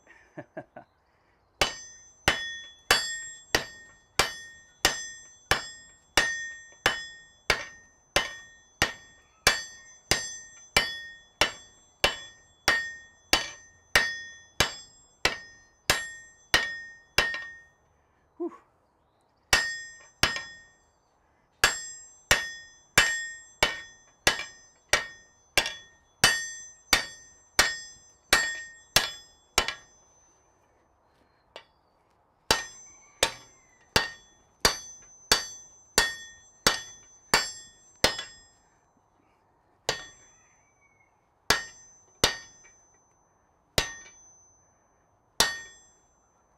All right, needs to get hot again. Hello, beautiful wife. She said, is that Alpha? Yep. And he's just staying on top of you, huh? Yep. Okay, folks, you get to see the beautiful bride because I'm going to make her come in here with... Yes, you are, because you're going to bring Alpha in here. Alpha's too cool to not get a spotlight.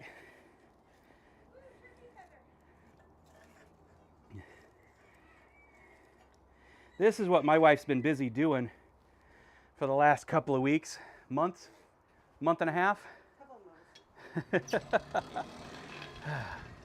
We'll go to Smithy view. That's Alpha. That's our firstborn. And he is getting prettier and prettier. Yes, you are. He's ready for his close-up if you want to take He's him. definitely a he. Come here, big guy. Come on. Don't fly. You need to stay. You need to stay. Yes. If you fly, you get burnt. We don't want to have you burn.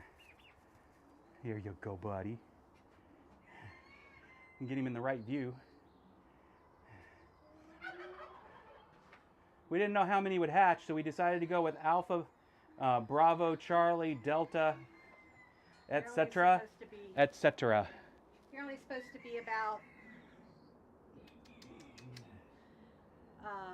they say 40% survive to teenagehood, and I'm working with 80%. No, 75. Hope you're able to hear that. I can get closer to where if you... Oh, shit. I'm making a mess here. No, you're not. That's me. Come on, Alpha. Let's go back.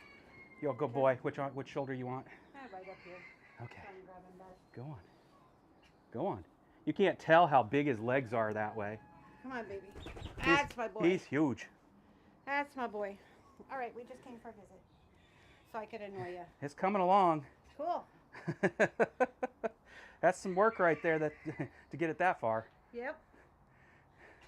That's because you wanted a challenge. I gave you a challenge. She did.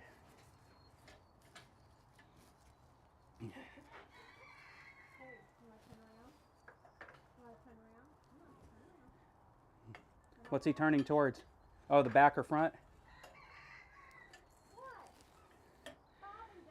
All right. I tried to toss fire across the Smithy while they were here. Try to make it exciting. Oh, look at the feathers coming in. Those are pretty, guys. Yeah, our success rate has been incredible, really has. But I also might do things just a little different than most folks. So everybody talks about don't wash eggs, and it's like, well, if you don't,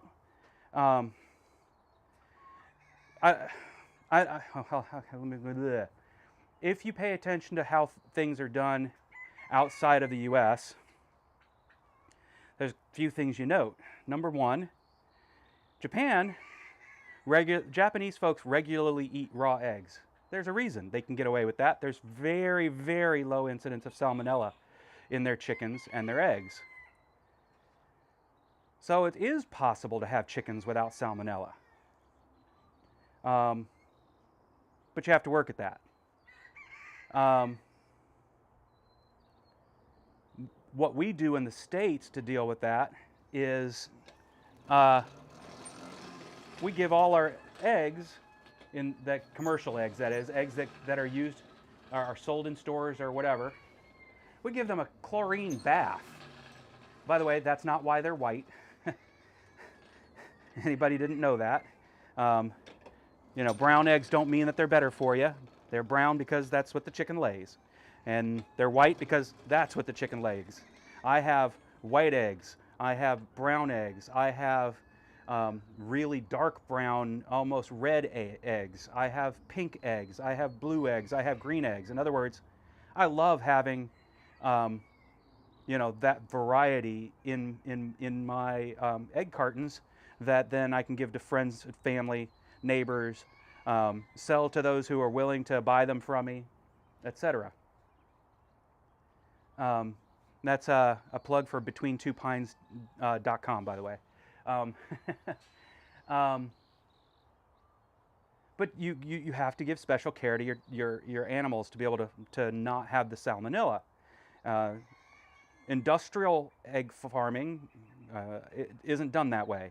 They don't make sure that the chickens don't sit in their mess and eat from their mess and so forth. So you have a higher incident of salmonella. And to deal with that, they give it a chlorine bath.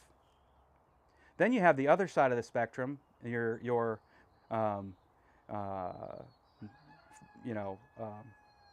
pasture-raised chickens like we do, that get to the point where they believe that a chicken's egg is holy, and if there's excrement on it, you throw it away.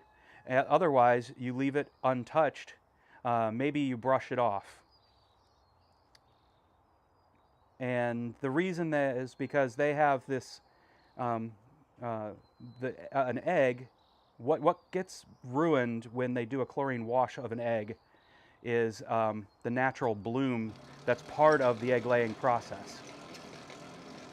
The bloom is basically a kind of coating that gets spray tanned, if you will. By the way, color on your egg is also basically spray tan.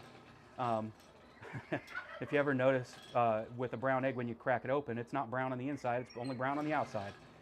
It's a spray tan, and that's why you get speckled eggs and so forth, is the spray mechanism that is involved is not always consistent. But it also makes for some beauty. And the bloom on an egg is also a spray tan. And when you do a chlorine wash, you destroy that bloom. It's shown. And that bloom can be scratched off. That's also shown. But the bit that some of egg farmers will, the natural egg farmers will mythologize is that there is a healthy population of bacteria on the surface of the egg. Except the problem is, most of the time, any bacteria on the surface of the egg is not a healthy bacteria. And so they don't wash it. They don't want to wash that off. In my case, I do something else. I just do a hot water rinse. Why hot water? Because cold water drives any bacteria that's on the surface of the egg in through the pores, and because they want to escape the cold, and there's heat inside there. And now you've basically ensured that bacteria has gone inside. Hot water doesn't cause that to happen, or at least that's what I have researched to understand. I could be wrong. Anything I say right now, I could be wrong. But that hot water rinse to get off whatever's on there has resulted in a much higher hatch rate than the statistical norm, and a much higher healthy hatch rate. Because of course we've had some hatches that weren't healthy, but all in all, just significant improvement. And I've also been able to prove that our eggs are still shelf stable and safe for way longer than people think they are. And when I say shelf stable, I mean not in a refrigerator. There's the smell test, there's the float test, And in both cases, the eggs pass for much longer than you would expect, a couple of weeks. So you came to the channel for the blacksmithing, but you got suckered because our passions are diverse. Next thing you know, I'll be talking about how K-pop is an amazing industry, and the American music industry has some things to learn from some of them.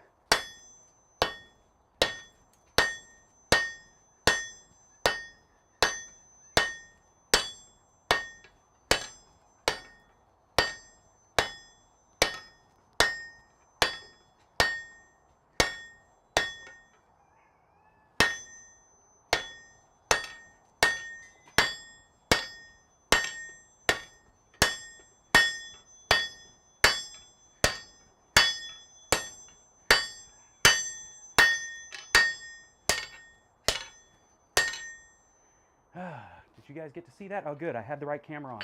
Not really, but at least it was in the corner. Oh, my goodness. What am I going to do with myself?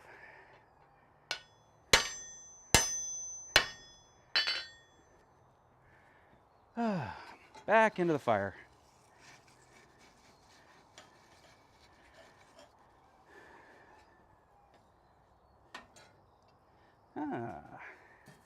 Pull that back over here. Give it some air.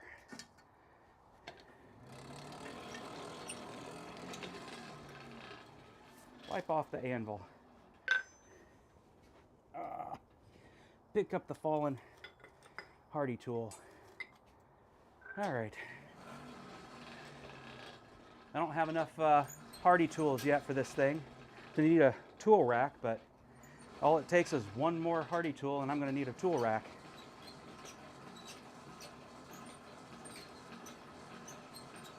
That's right, Michael. Diversity is a beautiful thing. If everything was the same, how could you ever call anything beautiful, right?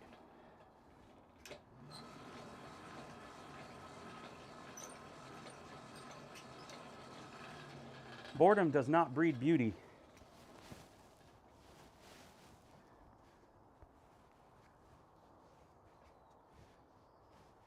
Excellent.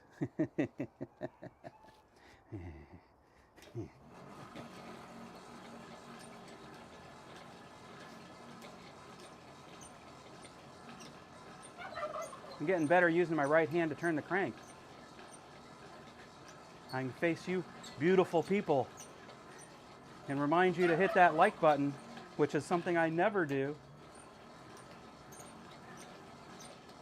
Become a subscriber if you're not.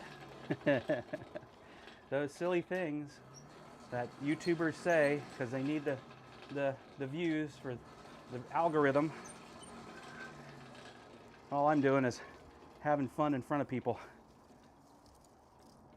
All right.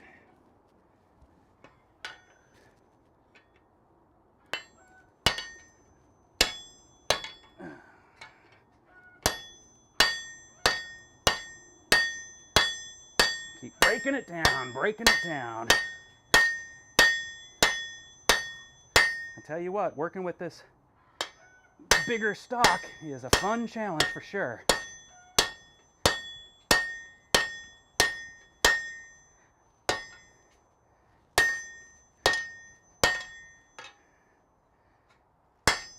That reverse taper is coming along real nice. Whew.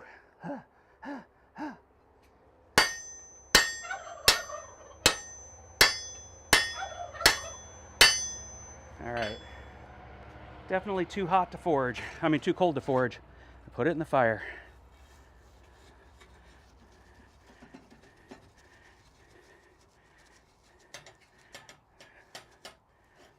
No random shove there.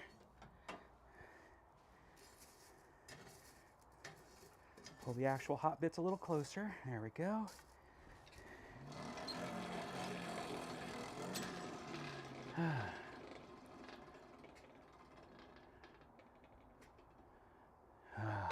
I'm going to have a wonderful cinnamon roll right after this. We went to this extremely expensive but wonderful restaurant in Bellevue for anybody who actually might be from the area. And one of their specialties is a cinnamon roll big enough to feed the family, as it says on there. And I will tell you, that cinnamon roll is as big as my face. And Christina just opened it up to share amongst the family.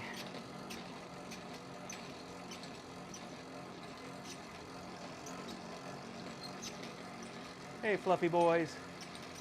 They're over here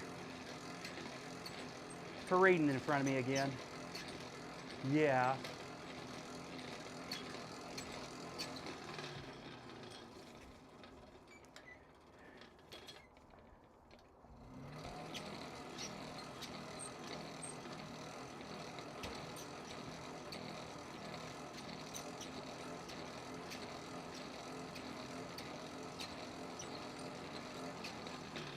I'm going to, if I've got the heat for it, yeah, I'm going to steepen the transition here just in case I have to take a bite out of it. I don't get a cold shut.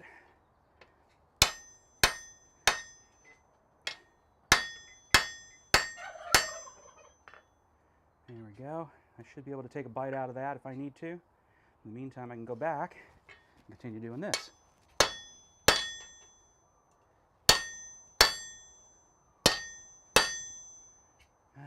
Could use more heat because most of that heat's up in that area, so let's use some of that.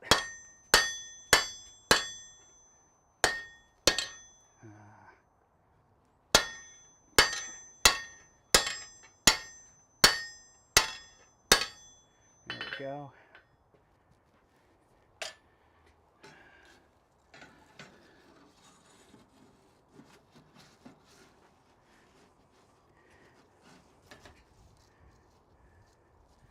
There we go.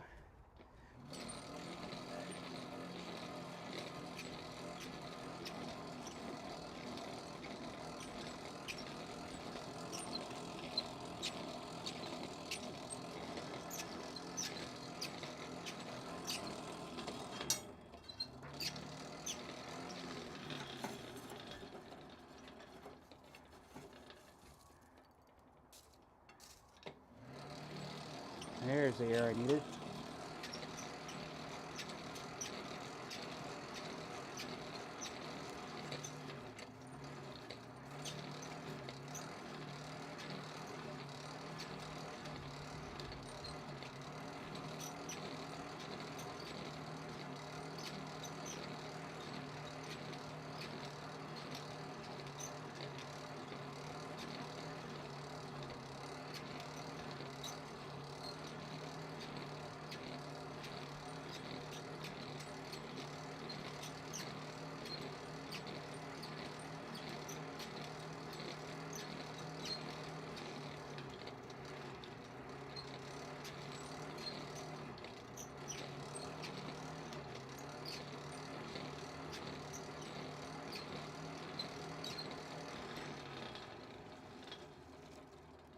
Okay.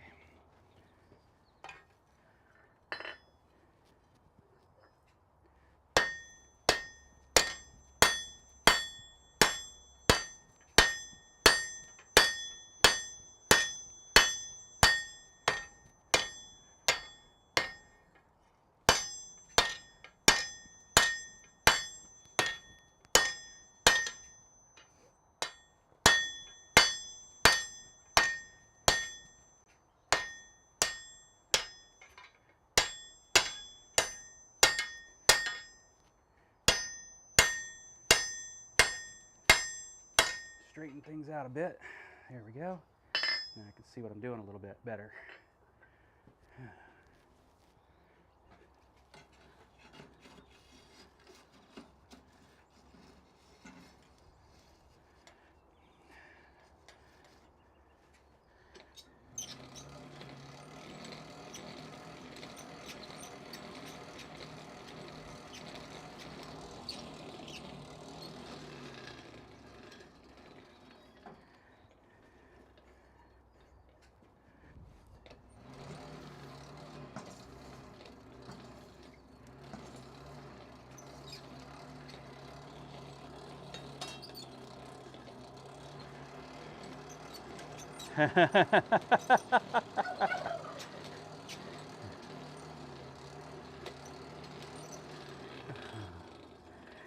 Careful with the puns there, Michael. You get promoted to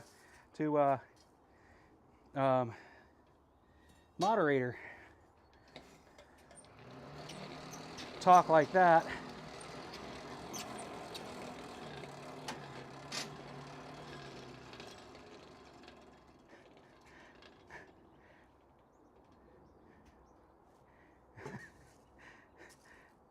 That seems like a pretty strong password there, Alexis. You probably shouldn't be telling everybody it.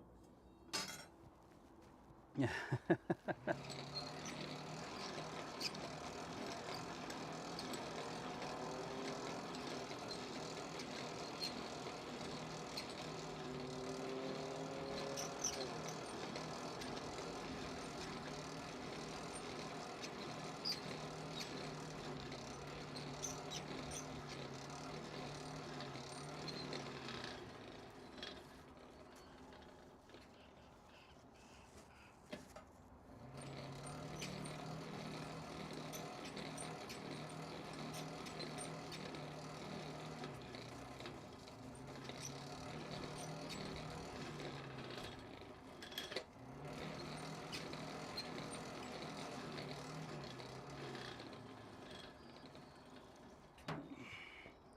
All right.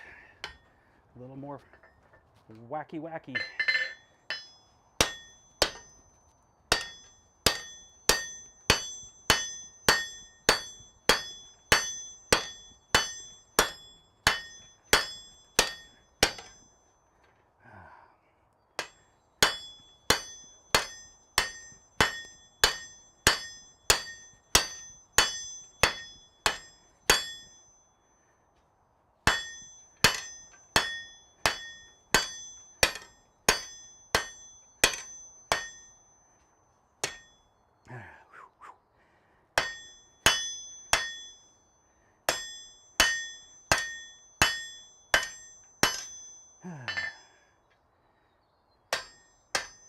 Take out the majority of those hammer marks. All right. That's good. All right, we got a good amount here of material to turn into a dragon scale, which will be next week, obviously. And I think that's the stopping point for today.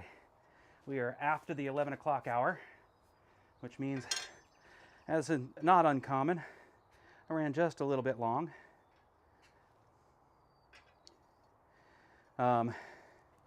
For those not in the know, you'll see that I have a nice slope here, but it's steeper than this slope here.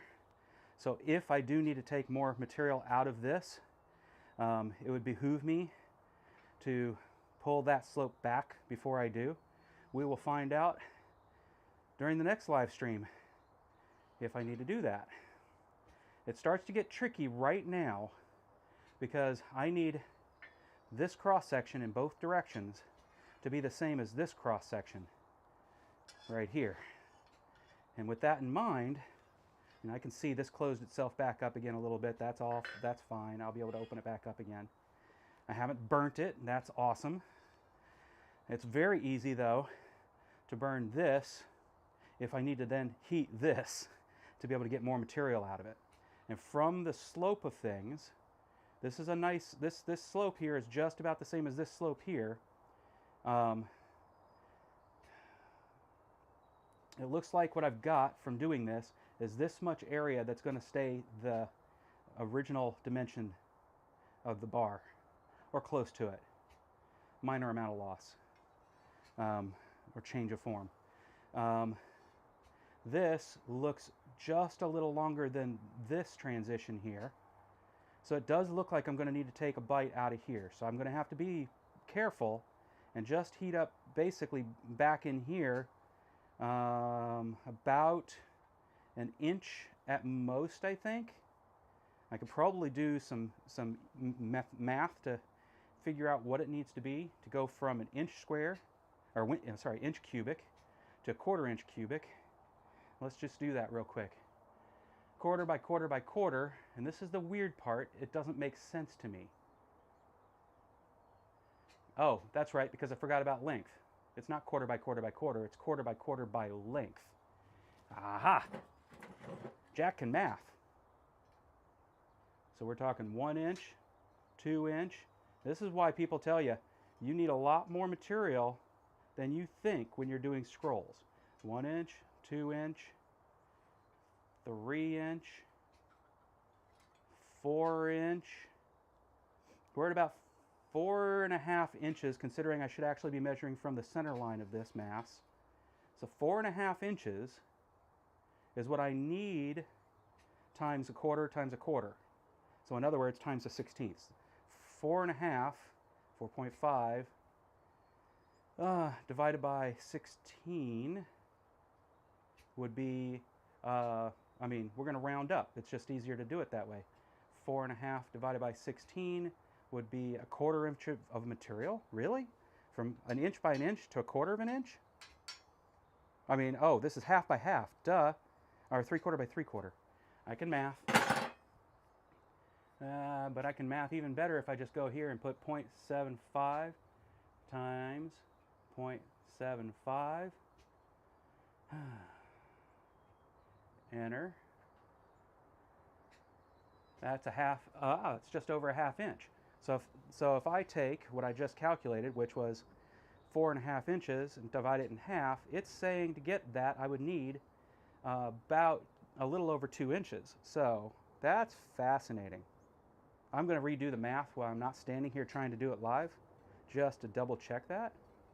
Because that's when they say you need a lot of material to do scrolls, I really never think about just how much how right they are till now.